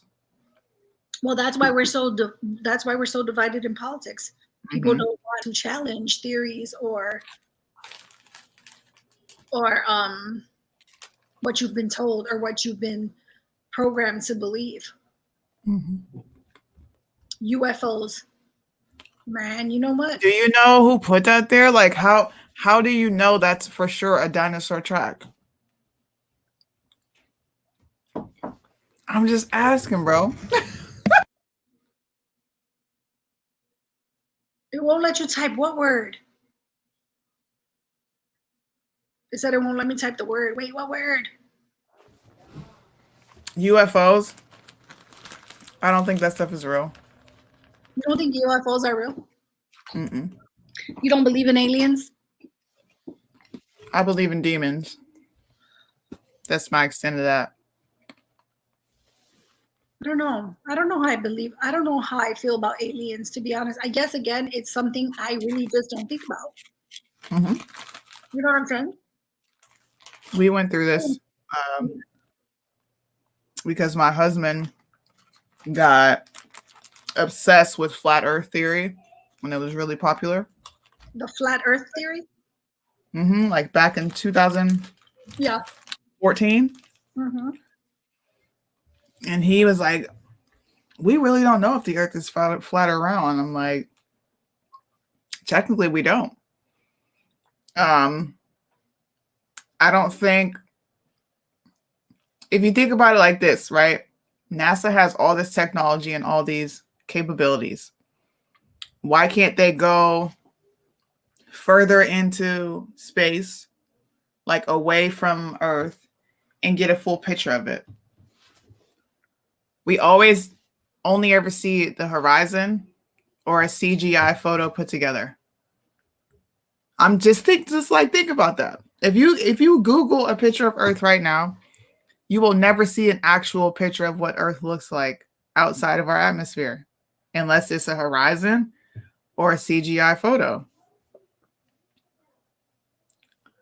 Ever since then, I've questioned a lot.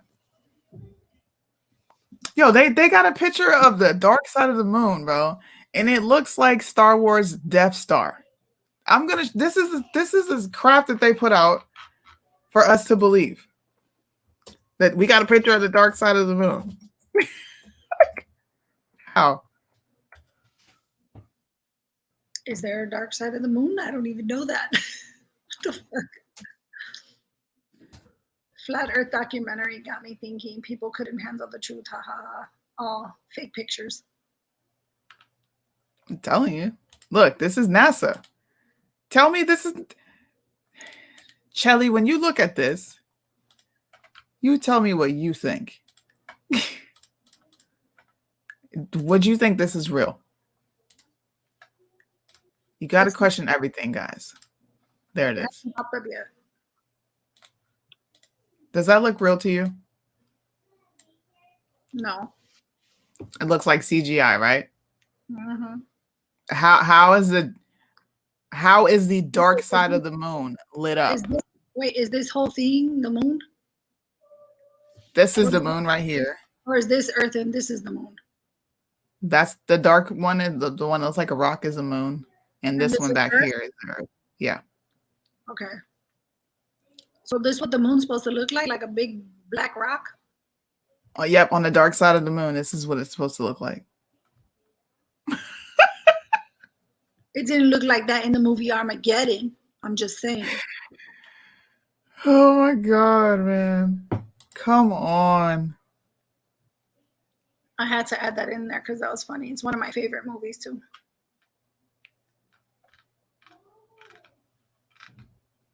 It looks fake as fuck. I'm telling you, Google Earth. Say Google Earth and see what kind of pictures you get of it. No, never get a real picture. It's all CGI. I don't know. I don't know about all these stuff. I don't even really look at it, to be honest. I don't pay attention. You should do it when you're bored one day. You should just do it. Or we should just have a fun show where we talk about all the ridiculous things. Yes, we should. That'll be a cool night. We should have drinks too. That'll be fun. So we could just laugh our fucking ass off. We should call it like... What do you call it? Look, I'm going to write this down so I don't forget. shits and giggles.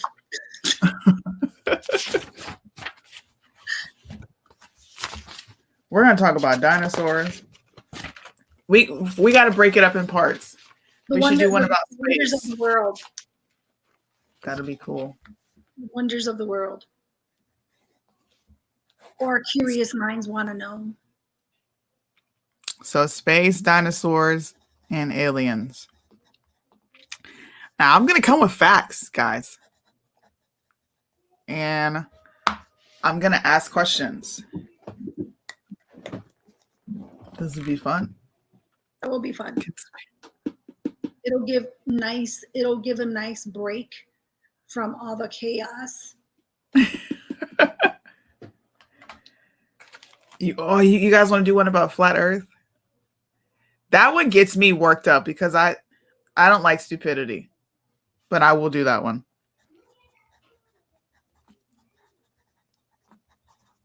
The Earth is this many years, this long and this wide, and I can't see a curve, so there is no curvature on the Earth. That's their arguments. Educational. Good job putting it together. LOL. Love that movie. Conspiracy breakdown. Flat Earth. Educational. That will be good. We'll be like, you guys got to have drinks on deck.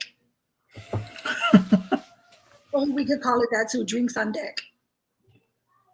It'll have to be the weekend. Yeah, whenever. That's what I'm saying. Whenever. You lost He me. said you lost me. Why you don't drink, girl? You can have tea. Look, I got tea right now. See, mug of tea. You could Check drink into coffee. Bigfoot. You could drink, but it don't have to be booze. I mean, we gonna drink booze. But, you know, we should make a game out of it. I think Brittany would like that one. Brittany would like that one. Hawk, you know Hawk's on YouTube? I heard. Somebody told me that, and I was like, because they asked me his YouTube page. I'm like, he's not been in our group chats at all. So I'm like, where's Hawk? He was on YouTube today. I heard. And is it just his regular name? Mm-hmm. I'm gonna have to look into it. Oh my God. Hold on, you got to put that up today. What? Can you put Chris's comment up? Chris, this one?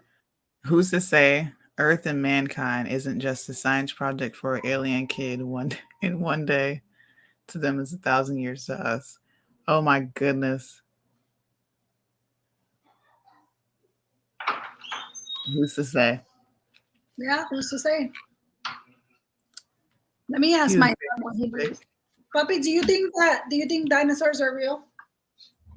Do you think dinosaurs were real? Are you being serious? He's like, sure. I don't see why not. Oh my God.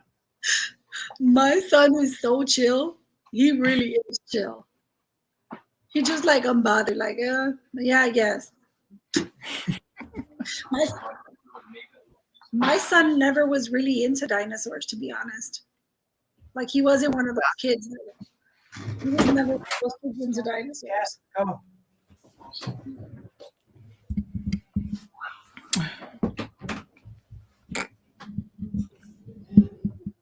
Sparkle says she hasn't had a drink in 4 years. Well, you could have water. You can have juice.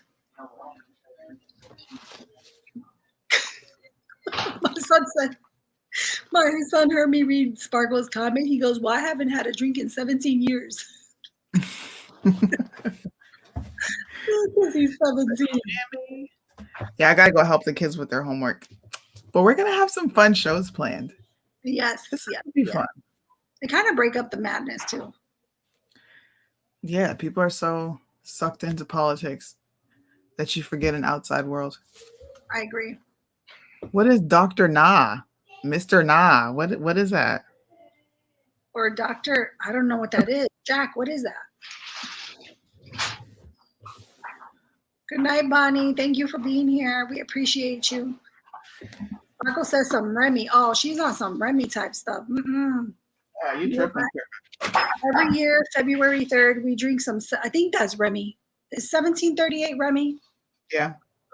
So every year on February 3rd, my cousin and I will drink 1738 in honor of her brother. And I do not enjoy 1 minute of it. It's nasty. I do not like 1738. Ooh. I do like the song though. 1738. I'm like, hey, what's up? Hello. That's my jam. Like, I really love that song. I like the beat. My son said that song is trash. Everything to my son is trash. But he'll be in the bathroom taking a shower, singing Japanese music. Oh my goodness. What? Sonny lives in Japan. You haven't read every post or sub. She's in Japan. And she was saying the other day she was gonna go watch some anime. What was the show you were gonna watch, Sony? What show? It was an anime show. Naruto. What is it? What is it called? Naruto. You know what that is? This right here. My son said the name. And I go, do you know what that is? He's like, obviously. Oh, he really That's my favorite show. That's her favorite show, but No, please go.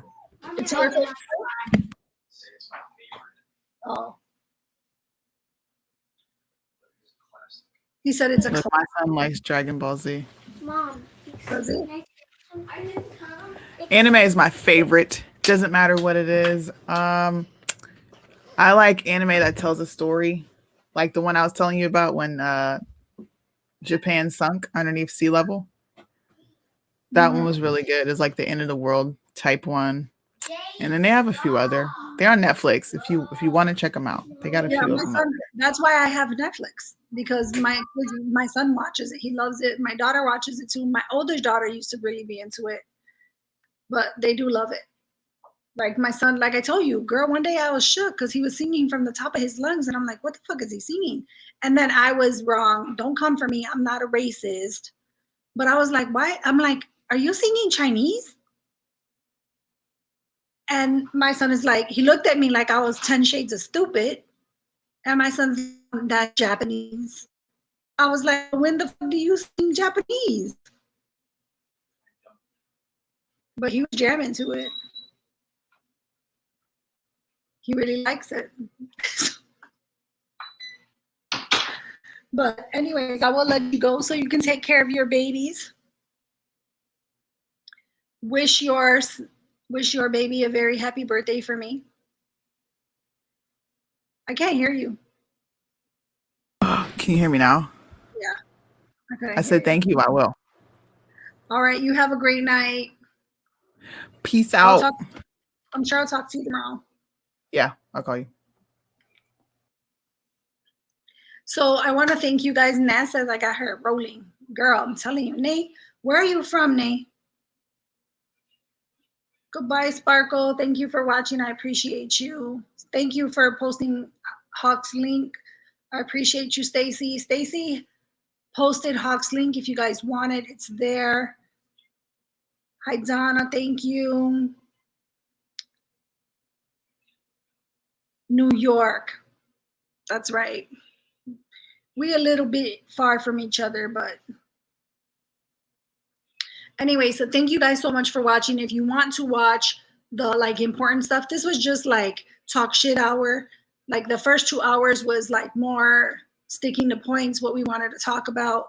So if you want to replay it, you can watch the first 2 hours of it. The rest was just talking shit. Good night, Tim. Thank you all for watching. For those of you who have been here from the beginning, you are the true MVP. We love you guys, and we will talk to you soon. We'll let you know when we're going to come out with that night where it's going to be just chit chat. Join us and chill with us. Thank you, Mindy. Thank you, Tim. Good night, Nikki. Good night, everyone. Jantisha, you're still here, girl? I hope you feel better. Good night. I love you guys. Good night, Ricardo. iCat Smitch. Good night. Good night. Good night, everyone. Good night. Don't forget, we are all Americans. We the people all matter. Good night. Hi, Jennifer. Good night. I'll talk to you guys soon.